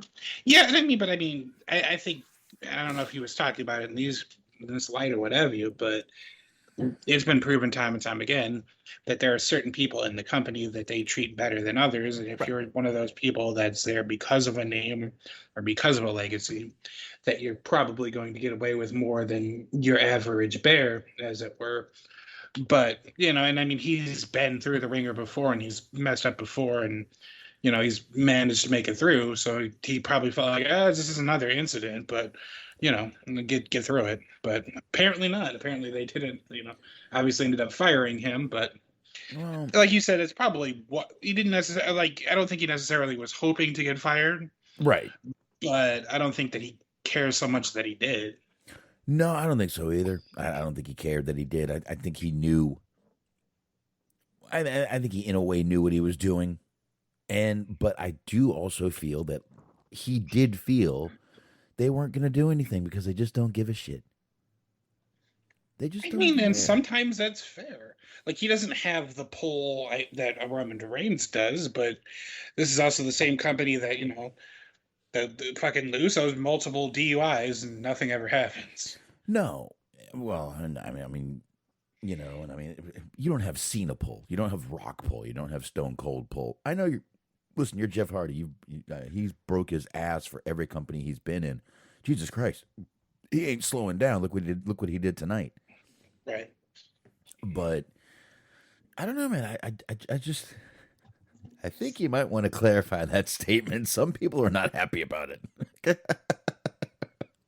Yeah, perhaps. Perhaps, I mean, this is kind of who Jeff Hardy is. No, but and I think the way he ended it actually did clarify it a little bit. Excuse me. Where he said at WWE again, I feel like they're just keep me around to sell action figures. Again, I feel like that he probably felt that he was just another commodity there to sell merch because he did sell merch. We always heard that Jeff Hardy sold a lot of merch. So great for him, but when you're just a guy who pushes merch and that's all they look at you at, you're expendable. Another guy can do the same thing you just did. Well, I mean, how much fucking money were they making off Bray Wyatt? Exactly. And trust me, they'll create something else. Something else will fucking go on fire. They'll sell a ton of it, and your money will not even be a thought to them in a month. So. Sure. I mean, look at the fucking video game. Yeah. Like half the people on the video game roster aren't in the real life roster.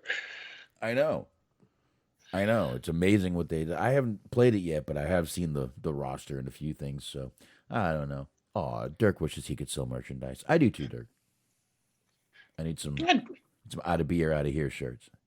I'd buy a Dirk Wrestle Buddy, I guess. Oh, that'd be nice. Dirt sheet dude shirts. Well, I wouldn't start selling those just yet. Anyway, okay. That would be the most mortifying thing if I was like at a supermarket one day and I walked past somebody who had my face on a t-shirt. Or even the name of the podcast. I would like, oh, I wouldn't even know what to say. But hey, it's you. I'm like, yeah, it is. I don't know what happens next. Nice shirt, dude. Let's just keep going our own way. Later. Okay. I feel like knowing my luck, it would be somebody who was standing too close to me at a supermarket, which is a pet peeve. And the checkout line, and like I would yell at it, but like, oh, hey, nice shirt. Well, at that point, you just start playing "Don't Stand So Close to Me" by the Police. Mm-hmm. That's what I suggest you do. Just grab your phone, go to YouTube. You know what to do. That's it. That's what you do, man. I mean, for a while there, you could just kind of cough, and then people would get scared and back away from you. But that doesn't even work too much anymore. No, but sneezing helps. Yeah. It's harder to sneeze on command, though. Just give a little tickle to the nose hairs. Yeah, it's one of those. There you go. A little wipe of the face with a tickle. There you go. Anyway. Well, yeah, anyway. Jeff Hardy, obviously doing great things over there in AEW. We're going to get to that in just a few minutes here because we are about to get into AEW, which I thought was a damn good show tonight. I thought it went very quick. I looked up and it was 8:30. I was like, holy shit. I should probably start getting ready for the show.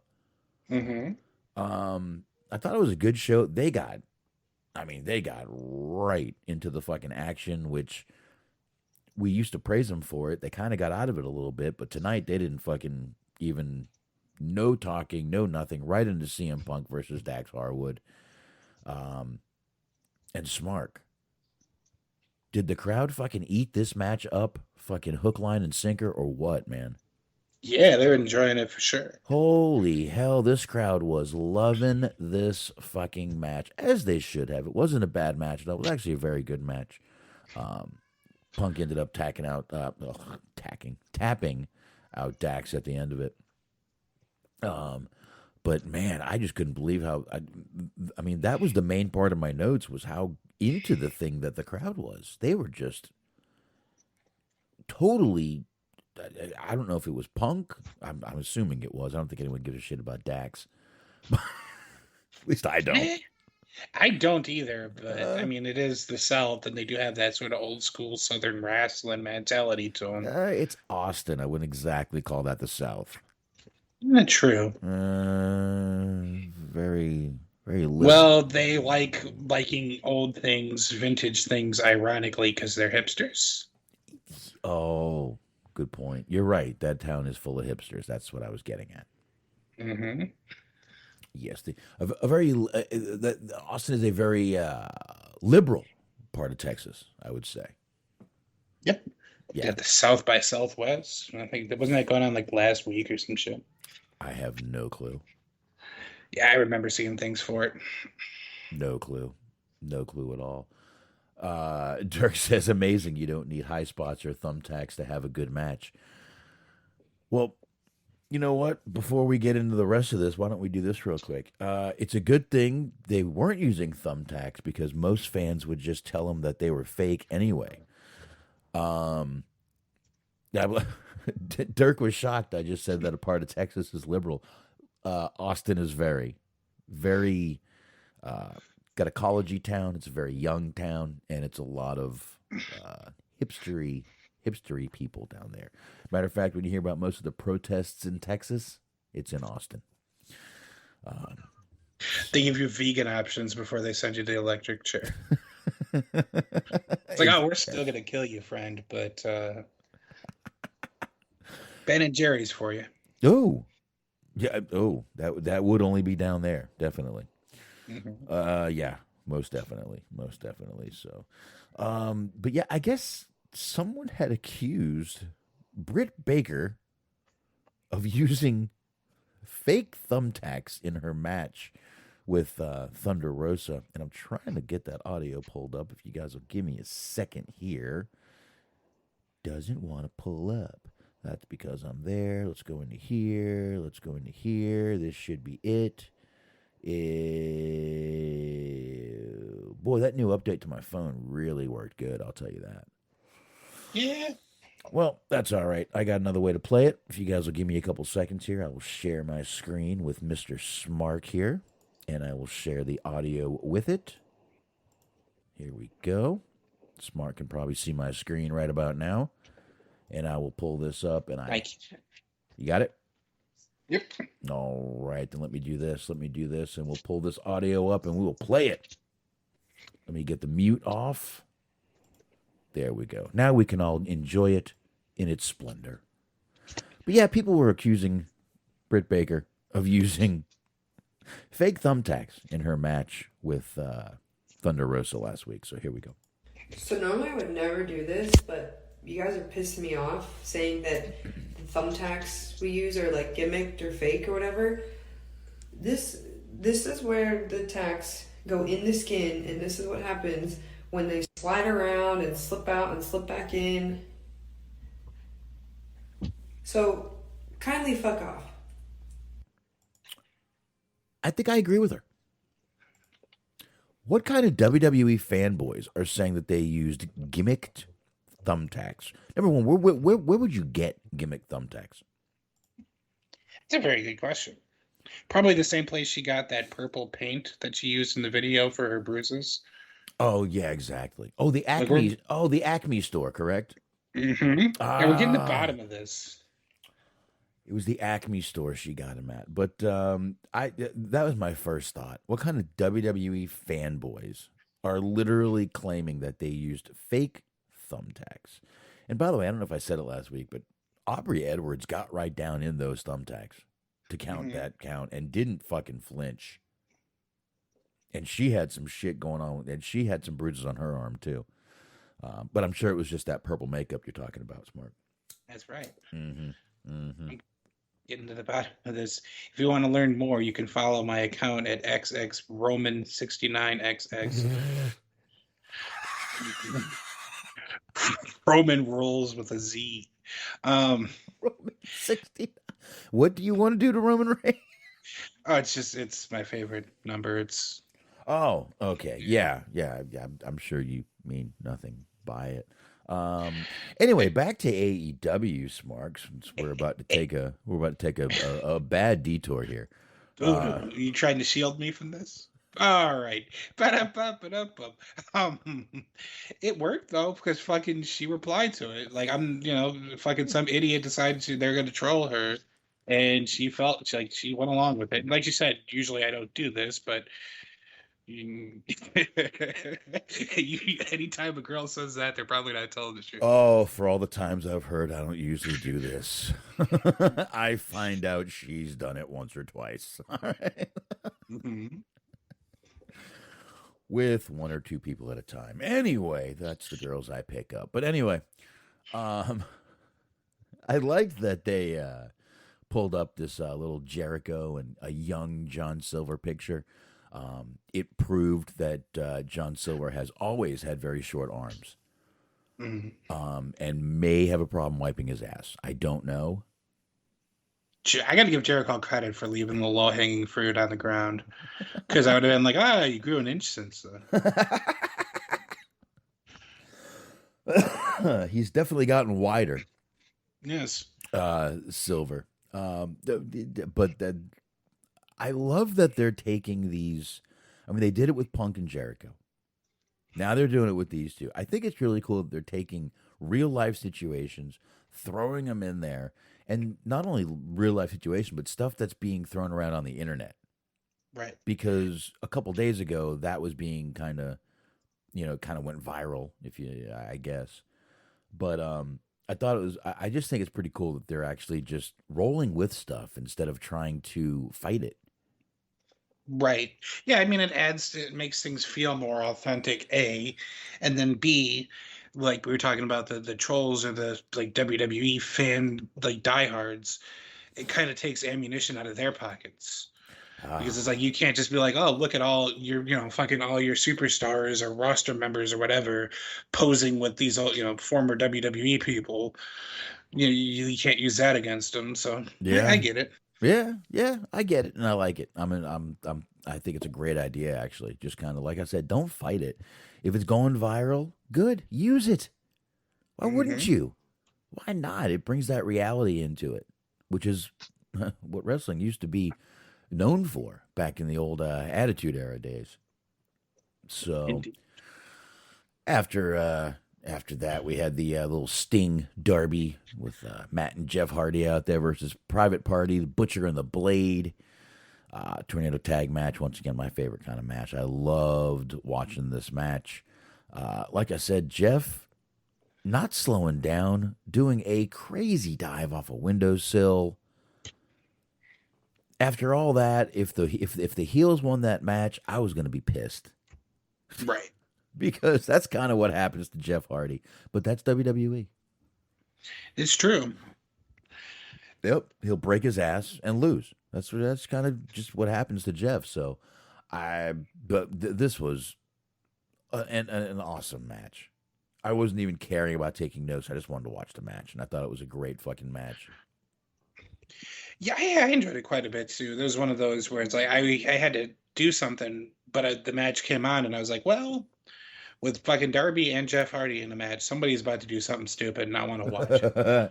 It's like somebody is going to hurt themselves for my entertainment, and I would like to get a big just bucket of popcorn for this one. Oh, well, Darby barely waited. I mean, as soon as the fucking bell rang, he jumped out of the goddamn ring. Mm-hmm. Just fucking immediately jumped right into Butcher, I believe. By the way, Darby being ragdolled down a flight of stairs. I'm gonna say it again. That's not something you can control. This guy's gonna get fucked up one day bad. Yeah, presumably, but I mean, that's the thing is based on everything that we've seen from him, it seems like he'd be doing stuff like this anyway. I guess, but again, I'd rather be around more than take stupid bumps like this, because that's not something you can control, man. I mean, this guy could have. I mean, you can break your neck going down those stairs. Right. You just one wrong fucking move. I don't know. I think he's taking too big of chances every now and then. Because Butcher threw him down those stairs, man.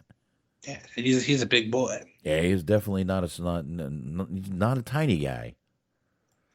But ironically enough, he's the actual Big Andy. Right. Not to be confused with old Silent Rate, which we've mentioned him quite a lot for some reason lately.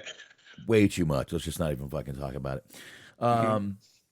But since we're, keeping with the brutality of tonight, we get Bryan Danielson and Jon Moxley. They come down with William Regal. William Regal jumps over on commentary, which is always a treat for me. They're going up against the Varsity Blondes. And we get Julia Hart. They show her looking very, what word am I looking for? Dejected. Just kind of sad outside the ring. Now, Smart, is this starting to remind you a little bit of the Alexa Bliss storyline? Yeah, yeah. I think it's just because, well, I mean, they're both like kind of had pure gimmicks where they were like supposed to be, Julia Hart being the cheerleader, and I guess so, like I fought this to the fucking death of me, but I think that's literally what they were trying to do. Is they're trying to have like Alexa be portrayed as she was this like adolescent girl, which makes things creepy, but I think that's what they were trying to do. But yes, it both involved them like turning to the dark side. Right. And I was watching a little bit of she was on, I think, Dark Elevation or some shit, and she had wrestled a match against Sky Blue, and it was actually a pretty good match, but she was wrestling very heelish, and it was like, this kind of reminds me of what they're doing with Alexa. So yeah, I've had that thought. Yeah, I mean, it's not identical, but it's definitely, there's glimpses of it in this storyline. I got to be honest, I really think this match went too long.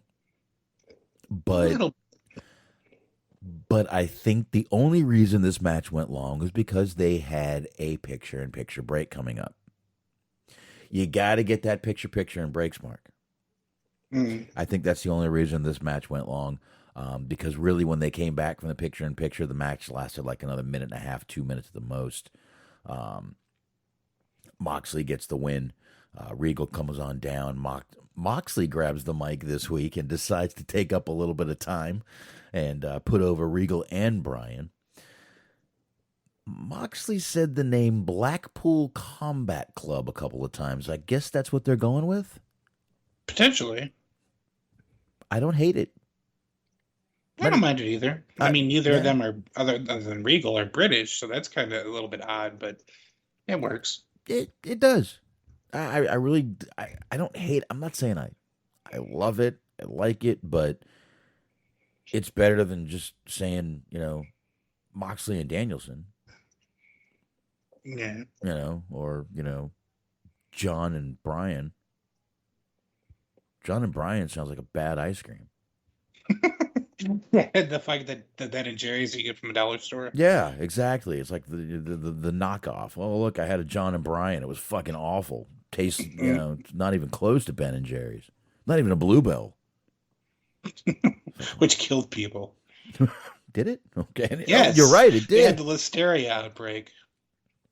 I just remember that because like a week in, a girl that I went to high school with posted "Death by Chocolate too soon?" ? And I was like, that was brilliantly crafted. And you're not dating her. Okay. I wish I was. She took a liking to me in high school, but I was too naive to know the signs. It happens. Well, she walked up to me one day. She's like, "Oh, you're really funny." I was like, "Oh, that's very nice of you to say." And then I was like, "Oh, hey, wait a minute." And then it was too late. Oh, she meant I'm like funny. Oh. Yeah. Well, I broke into Joe Pesci, and that didn't work. Like, did I fucking amuse you? Yeah. Why, some fucking clown to you, huh? That was part of the reason too. Was it was a really bad Joe Pesci. She didn't appreciate that either. Yeah. This was like, nah. That's not how Joe Pesci talks. God, don't worry. You got Matt, what's his name out there with Jericho's group doing a good Pesci. Yeah. I really feel like he's doing Pesci. I swear to God, I do. The only problem with them, and it's not even a problem to me, but like the more TV, and trust me, because this has happened in every promotion that they've ever been in, the more TV time, the more time they get to talk, the more people are going to like them, and they're eventually going to have to turn them face. Because they're so good at doing whatever it is that they ask them to do. Right. And just being like kind of Jericho-esque goofball heels that people just start to like them naturally, and then next thing you know, they're going to be faces. Well, eventually that's going to have to, that whole team's going to break up anyway. The whole team will become baby faces, then they'll fucking break up. It'll be Inner Circle 2.0. Sure. No one cares. Yeah. But it's still a good little team. But I thought this was a good little segment with Moxley. I just thought it was strange that suddenly he decided to put everyone over in the group after kind of not having a a lot of talking time that night when Regal kind of praised Daniel Bryan. Oh yeah, he had to take time to sort of get over just being upset because the poor guy was sitting there with a fucking leg injury, just hobbling, limping around the ring, and then Regal launched into like a 20-minute praise fest for Bryan, and then just looked at him and was like, "Oh, you're all right too, lad." Yeah. And I thought it was funny that we didn't mention this, but I thought it was funny that he literally apologized on Twitter for going too long. He's like, I'm sorry. Well, I mean, normally from once he came, Yeah. if you talk for too long, they're burning your feet with hot coals. Yeah, pretty much. Pretty You don't much. want to run over. Yeah, pretty much. So I don't know. I could I listen. felt like an asshole because I was watching the promo. I was like, this is kind of long and meandering. I don't really appreciate it. And then I was reading in the chat room, everybody liked it, and I was like, all right, so I guess I'm the asshole. Because it was very heartfelt and emotional, and we all enjoyed it. And like, okay, Yeah, it wasn't bad. I liked it. I wasn't bad at all. All right. Let's go ahead and rock this bad boy out. MJF did come out. He came out with Sean Spears, who still just looks like some asshole with a fucking mohawk to me. Starts cutting a promo on Wardlow, and then Punk, and then back to Wardlow. I gotta say this feud between these two is gonna be really good. This, I think, is going to be really fucking good. MJF says he's not letting Wardlow out of his contract. Wardlow came down. He's trying to take out security. There's too many of them. MJF tells Wardlow, "You work for me, and I'd rather just pay you to stay the fuck home." I don't think that's going to work. I think Wardlow will be there next week. But he called his mother a skank at one point. He did. He said he was going to get her evicted. That was after a religious joke. Mm-hmm. Or a religious reference. I'm not going to say a joke. It wasn't really, well, it was kind of a joke. Yeah, he said that he could do whatever he wanted to him, which included getting him crucified. Yes. And he even said, like, Jesus. I was like, oh my God. Mm-hmm. Kurt Angle was in attendance, and after that, he just stood up and walked out. Yeah. Poor Kurt Angle. That's just what I want to believe, is that anytime there's like offensive Jesus imagery, Kurt Angle is just inadvertently in attendance at the time. Because he was there when fucking Sandman got crucified, and then he's like, "Oh, I'm taking an AEW show tonight," and like, damn you, MJF. Just in the bed, just backstage going, every fucking time. Every time. What the fuck is this? Okay. Every time I try to give a new promotion a chance. One time I went to New Japan and Inoki came out as Jesus, and I was like, this is too much. Oh, there you go. See, Dirk's right. If I was Wardlow, I'd be like, okay, pay me to stay home. Well, they like bringing in people for like offshoot cameos or whatever. Just next week, you cut to fucking Wardlow just being on MJF's payroll, just sitting on a couch with JTG watching the show. And then his phone rings and JTG just puts his hand on the phone and just gives him a no. Don't answer. Don't answer that. Don't do it. Don't do it. Mm-hmm. Trust me. Let's go get something to eat, man. All right. Anyway. Shit. I thought that was a great segment. I think this feud is going to be a fire feud. I think this is definitely going to be something that we're going to be talking about a lot more in the future. Yeah, I think so too. Now, here's something that caught my attention. Was this odd segment with the best friends in Wheeler Yuta. Yeah. Wheeler Yuta might as well fucking put a robot mask on his face, because I got to be honest, he sounded like a robot in this fucking promo.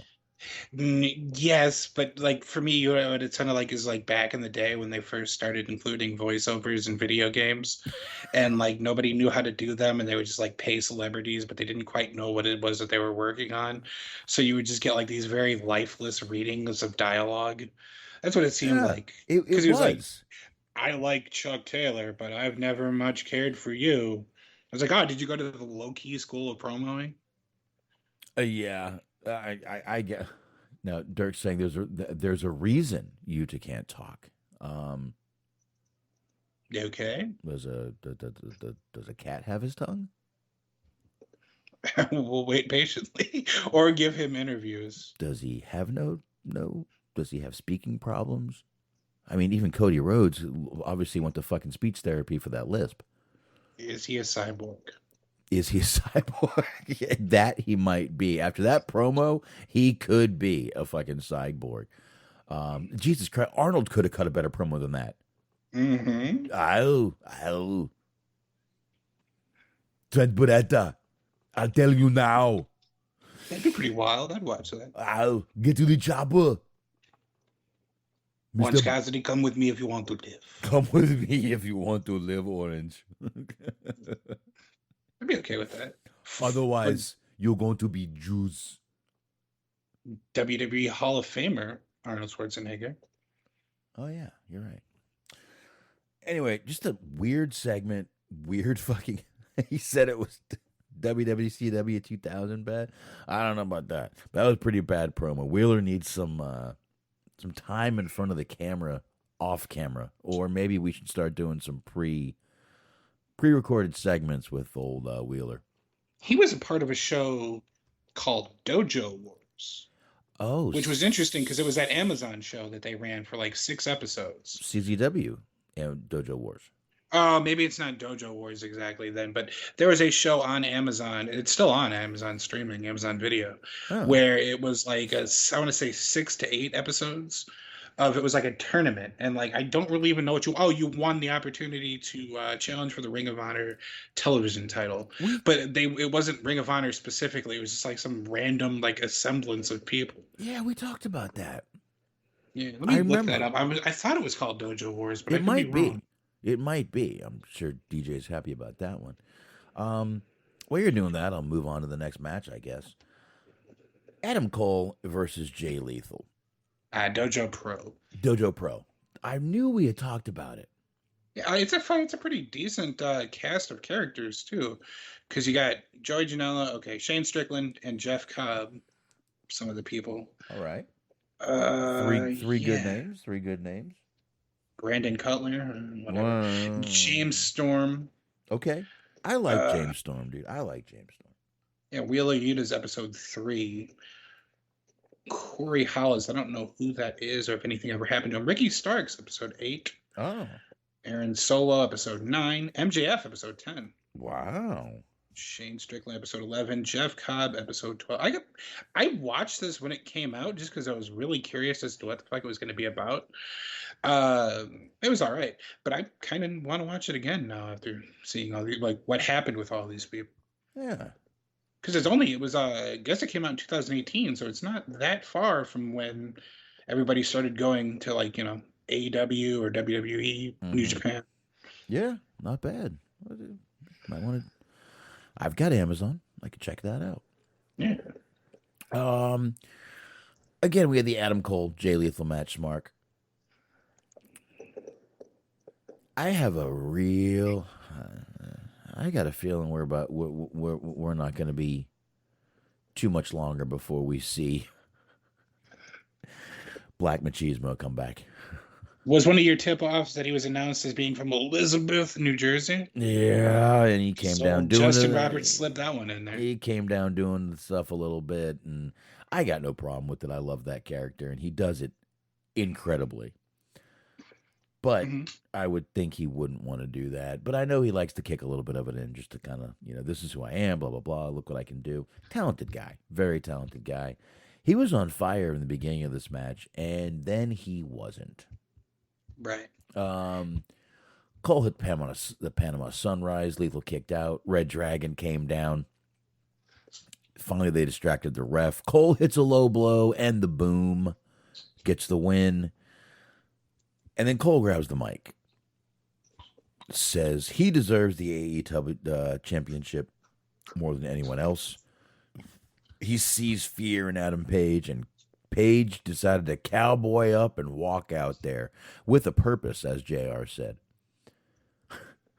He's walking with a purpose, Tony. That's it. I said, well, of course he is, JR. Why else would you walk? Yeah, usually the idea, like if you put feet into motion, you're intending to get to some sort of a destination. You have a destination in mind. I know. Oh my God, he's driving his car with a purpose. Yeah, JR, I'm going to the fucking store. Leave me alone. He's going to Taco Bell. I got new nacho fries and back. They're always out of nacho fries. I literally tried to get those for my son at 3 different Taco Bells and didn't have them. Anyway, okay. It was not a good day. It was a bad Saturday. Well, for a while there, they had island freezers, which were like blue raspberry or cherry, and then they had a coconut swirl in there. Now they have sunrise freezes. And I tried to get one the other day, and I said island, and they said we don't have those. And I said, but the menu says. He's like, oh, you want the sunrise freeze? I was like, yeah, I don't know what the fuck they're called these days. But I felt like a child because I was like, the menu, but the commercial, I want it. You told me I could have it on the TV. Sir, you don't understand. I've been a good boy today.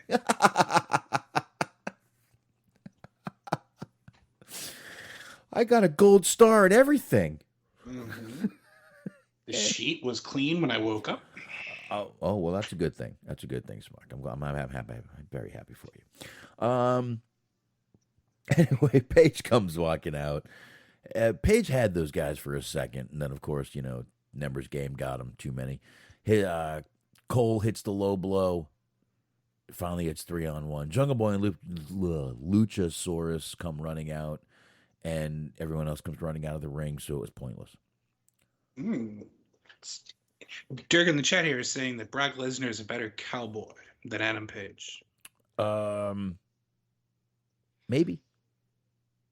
But, I mean, Brock Lesnar's from Canada right now. I mean, he lives in Canada. He does live in Canada. That does help add to his cowboy claim. I actually think that adds more to Adam Page's claim. There's a lot of rednecks in Canada. Really? Yeah. Oh, a bunch of cold-ass rednecks. Okay. If you say so, Smart, I'll roll with it. Well, speaking of craziness, we had this segment, another odd segment tonight. Sammy Guevara and Tay Conti are in the ring with Tony Schiavone. And Sammy's like, I don't need a title to get a crowd to chant holy shit. And Tay says she's going to kick Paige Van Zant's ass. And Dan Lambert came out, which was, I did like this line. Paige's contract says she doesn't have to come to shit towns like Austin. Mm-hmm. I thought that was a good line. I like that one.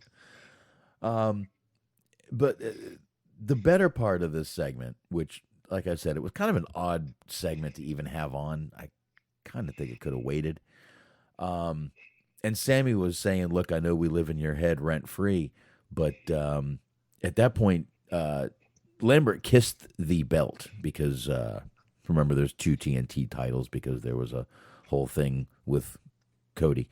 But he kisses the belt. And Sammy says, oh, Dan, if you only knew what me and Tay did with that belt, we now live in your mouth. All I could think of was Paige and the NXT title. I don't know why. I'm sure a lot of fans went right there. Maybe that's a sign. Like when they're about to bring in Jeff Hardy, they mentioned Matt Hardy acting erratically. They mentioned someone nutting on a title, and maybe Paige is coming. Maybe. I guess I'm careful with the wording on that phrasing. ING. I know what you meant there. Mm-hmm. Well, maybe. Maybe I know what you meant. I'm not sure at this point. What the fuck is Brad Maddox up to these days? Like everybody felt bad for Paige, but that killed that man's career. Oh, it really did. I don't know what he's up to these days. I haven't heard his name or anything. So. He's fucking gone. Like the wind, sir. Mm-hmm. You know what they say? Easy come, easy go. Oh. Right. I'm sure he came easy. Paige, it wouldn't be that tough. She is hot. I'm sorry. She's still hot. She is.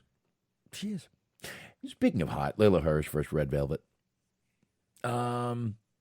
This was there were some botches in this match. I feel like you really could have just went, "This is and then moved on.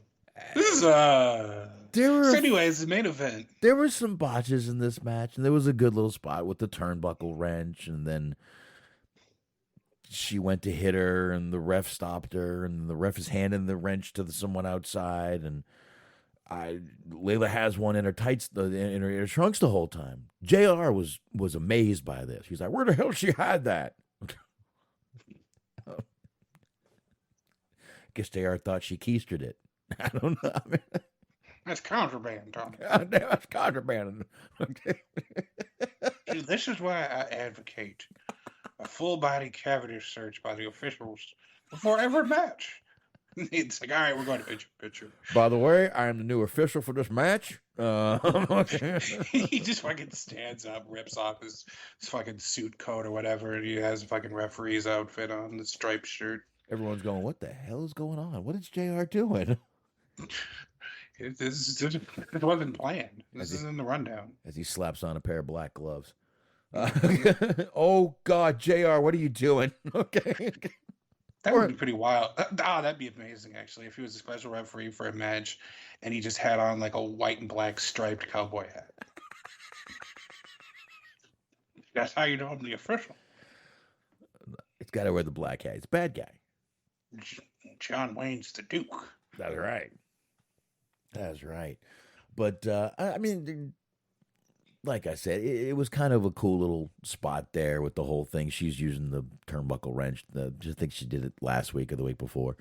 That's sort of been her thing. Yeah, it was part of her match on the pay-per-view buy-in show. Right.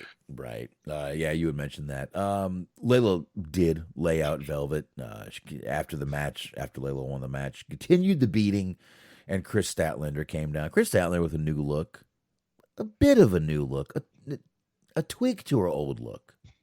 Mm-hmm. Yeah, I think they showed her taking like her face paint off in the segment last week. So it's kind of hinting at potentially a new character direction. And then she just made the makeup a little different. Yep. Which is fun. Which is a new character direction.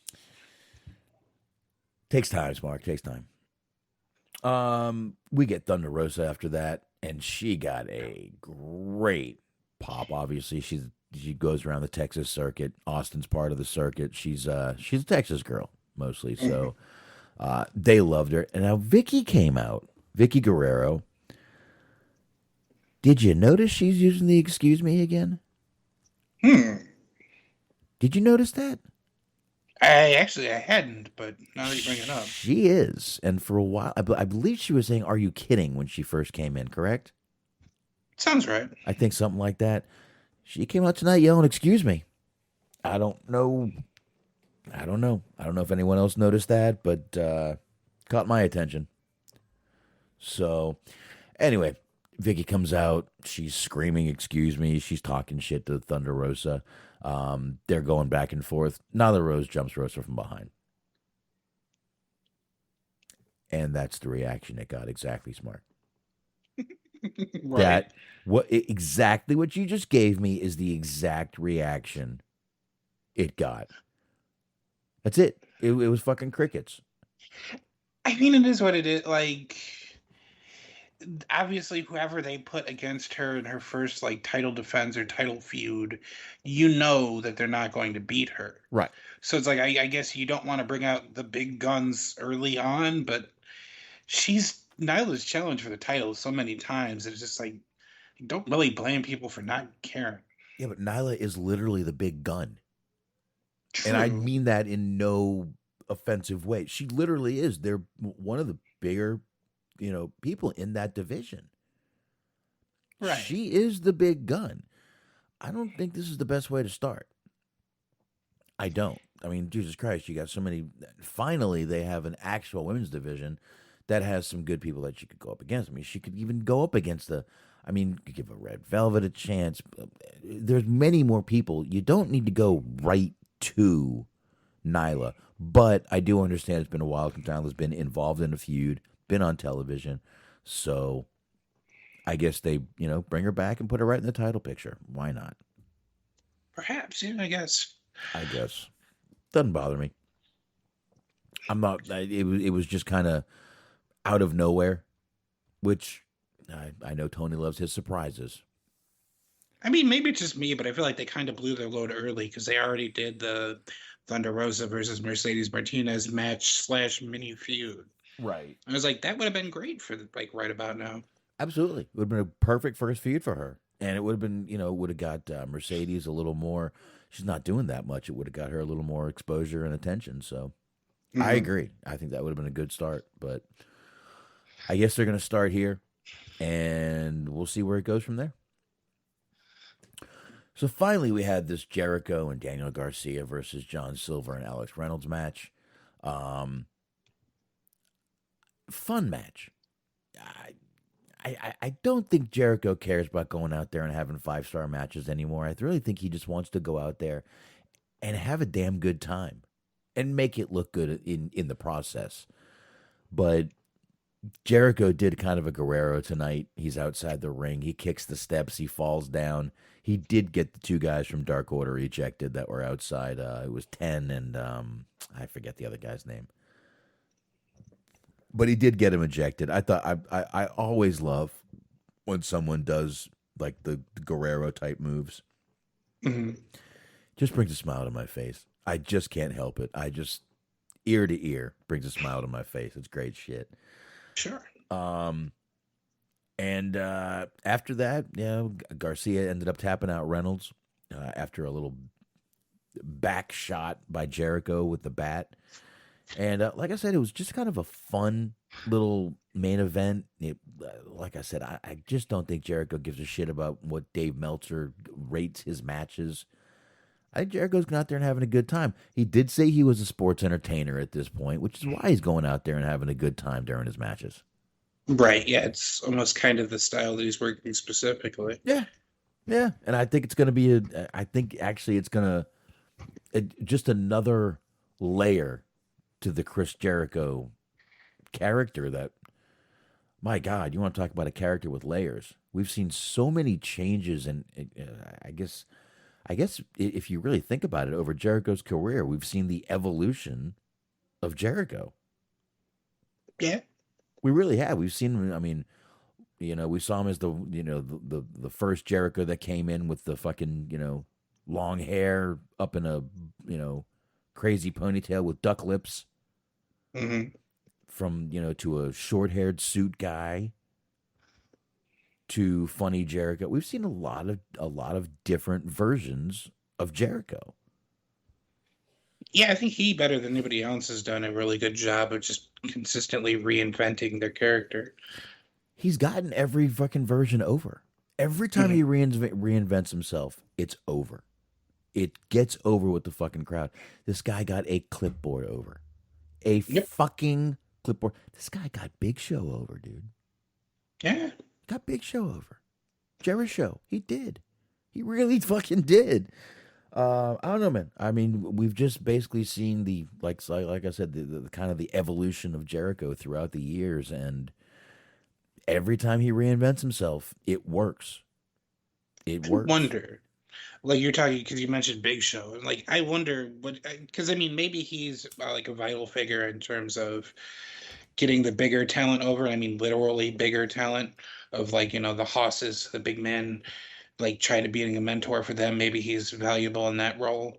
But I kind of look at like everything that he's contributed so far, and it's like, man, you really, based on this television wise, you really could have just signed Mark Henry and called it a day. Because you signed them both at the same time, and you got way more out of one than you did the other. True. Because like Mark Henry has become like fucking, I don't even know, like he's basically the new like Bruce Buffer or something, where it's just like everybody loves. Like, he's like the best part of Rampage because he's like, all right, that's enough talking. It's time for the main event. Oh, he'll be doing Blue Chew commercials soon. I'd be okay with that. Well, that's what Michael Buffer's doing. It's time to get a boner. No, is it time for round 2? See, I've been watching movies on Tubi lately. I haven't seen this yet. I gotta start. I gotta get back to watching. I was watching movies in Tubi last week, so they've updated their commercials. Now I got to see this Michael They Buffer did. boner pill commercial. They did. Michael Buffer's on there for a Blue Chew commercial. He's literally like high-fiving a guy who's going for round 2. It's a pretty creepy commercial. He actually has the creepiest smile on his face at the end of the commercial. Oh, this works perfectly because I was about to ask you. Do you remember Smiling Bob? Mm-hmm. From the Extends commercials. Mm-hmm. For whatever reason, there's like mid 2000s, I want to say, there was a bunch of commercials for a dick pill called Extends that had a 1950s aesthetic to it, that had a man named Smiling Bob whose whole gimmick was that he was happy he could get his dick hard and he went around waving at his neighbors. Raving too, because he was so happy that he could get his dick hard. Absolutely, with a toothy smile happening the whole time. From ear to ear, yes. Yes, I do remember. And you know what? I was looking last night and I saw a streaming service called Xumo, Xumo. Mm-hmm. I think I've heard of that. And I'm sitting there and I was trying to find a better way to watch AEW because it gets, now I got a great way. And I found that Xumo and the first thing that pops on, World Poker, WPT channel, World Poker Tour channel. That. Now, I know some of y'all might think it's weird, but I love watching poker. And they were showing the old ones, like season 2 and 3. I found that at about 7:15. I watched poker until about midnight. I couldn't stop, dude. I love watching poker. I love watching them. I love playing poker. I love watching poker. It's great shit, man. And it was such a boom. There was such a boom period for it back in 2002 through 2007. Here's the thing. I know that you're telling the truth because I am well aware of this because I thought it was honestly the dumbest fucking thing in the world because it was all over ESPN. It'd be like all over ESPN, ESPN2, like Fox Sports would show it. And I would argue that, like, is it a sport? But, like, whatever, it is what it is. A lot of people were watching it, and it became a big thing for a long time there. My dad was actually a big fan of that. So, yeah, at some point, yeah, it really did have a big sort of phenomenon, sort of a phase. Oh, yeah. A quick bit of some record-keeping notes here. It was Enzyte. It wasn't Extends. That was Smiling Bob. But I wish I would have had the webcam on because you would have seen me gasp because I was looking him up on YouTube here. Man behind Smiling Bob sentenced to prison. He will serve 20 plus years in prison for consumer fraud. This is from WLWT, so it's a local station somewhere. I'm not sure out of where, but apparently Enzyte was a big old scam, and now he's in big old trouble. Wow. Wait a minute. You're telling me a dick pill was a scam? You know, and it's hard to believe. Really? Huh. Interesting. I feel like things that I can buy at a gas station are always going to be reputable. Yeah, usually. Like Spice. And this is, well, yes, of course. Because I'm trying to get my Matt Sydal / Evan Bourne on. This is from 2018 or 2008 rather. So he's served over half of this by now. He might be getting out soon. Hashtag free Smiling Bob. Oh, hashtag fuck him. Well, I think that's happened plenty. Because everyone knows that the poor guy's got his dick hard. Dude, consumer fraud is like that. Basically, you ran a Ponzi scheme. Right. I mean, basically, it was all bullshit. It was a fraud. He was stealing people's money. Fuck that guy. Plenty of people have. It just surprised me because I looked up a very obscure reference from early 2000s and like, oh no, he is in big trouble. Like, oh, all right, well, that's wild. Yeah, I mean, really, I mean, I don't, condone, criminal activity, but, if he happened to get, raped in jail, I probably wouldn't be upset about it. That's all I'm saying. And you know they're fucking taunting him with it because they're like smiling and waving at him while they're fucking him in the ass. Like, that poor man. The ShamWow guy, more famously, he ended up like getting into an altercation with a prostitute, and it seemed like he was actually in the right because apparently the prostitute like tried biting his lip off. And it was some wild shit. Interesting. Yeah, Vince offer.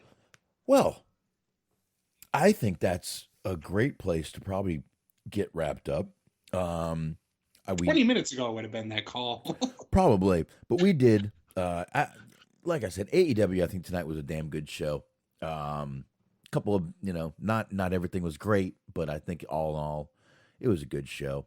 And you got anything more on AEW? Not really. It was like the matches were good. I think they were just kind of bogged down by the fact that they were primarily predictable. Yeah, I mean, you're right. They were primarily predictable, but it was still a good show. Because I mean, you knew Punk wasn't going to lose that match, and you know that the Hardys weren't going to lose. They're still on their kind of reunion tour. It's too early on for them to lose. Well, and you knew Jay Lethal wasn't beating fucking Cole. Right. You're right. It was, but you still got good matches out of everybody. Now, I do regret that I bet $20 on the Varsity Blondes to win. Ooh, and you better watch out. DraftKings will break your fucking legs for that shit. You're not kidding. But I thought I was due, though. Oh, you were due. Mm-hmm. This guy hasn't hit a home run in 20 years. He's due. Okay. It's like, come on, Griff Garrison. Time to lead me to glory. You're the Genetti of a team that is both Genettis. Oh, shit. Oh, being called the Genetti of a team now just means so much different than it did back then. Well, yes, true. Now it means you're not only not as talented, now it means you're fucking absolutely insane and not talented. Yep.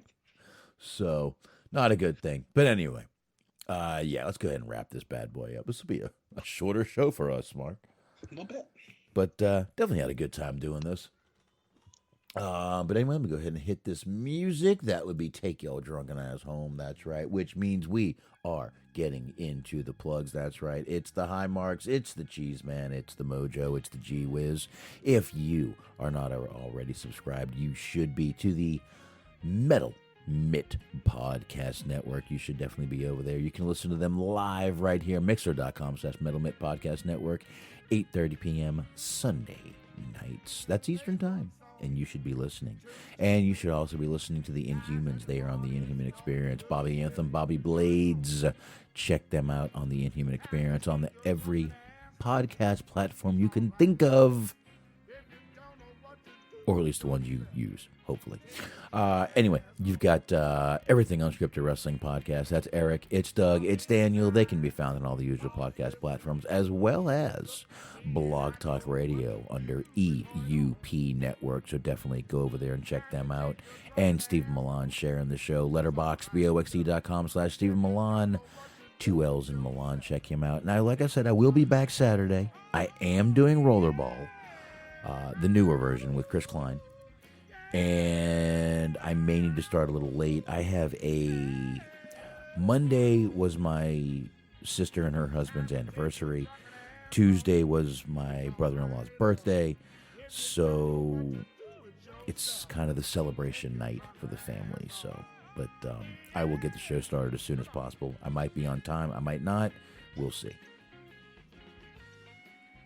That's why you follow and subscribe to the YouTube channel. Go ahead, Smart. That's right. And you know where it's always a celebration, bitches, is Mondays, 8:30 p.m. on the Metal Mitt Podcast Network. That's the home for Cheese on Sports. It's Cheese on Sports with Cheese, G-Wiz, Luke Birch, Matt with 2 T's, and myself. We're going to be talking the NFL. We're going to be talking the NHL, NBA, MLB, the March Madness. It's still going on. Be setting up for, I believe, the Elite Eight or the Final Four. I'm not sure which. But we're going to be talking about that in one day. So you want to be checking us out, and you also want to be checking out Mojo Ander's Most Dastardly Show, wherever you get your gosh darn podcast. And be sure to listen to our friends at Planet Raconteur It's the Planet Rag on Tour podcast with Bobby Anthem, Papa Dave Sincere, and Yuck Nasty. All 16 episodes of season 1 are available to you at your leisure, listening pleasure, and be sure to subscribe because season 2 is rolling along. That's right. Season 2 coming directly at you. All right. Anyway, folks, great time tonight. Good show, I felt. And appreciate everybody coming on in. Chat room. Definitely appreciate you guys coming and listening to us live. And anyone downloading the show, thank you very much. Smark, it was a good time, my man. Yes, sir. All right. On that note, I'll be back Saturday. You all just heard where you can find Smark other than here. On that note, see you. Adios. We're going over.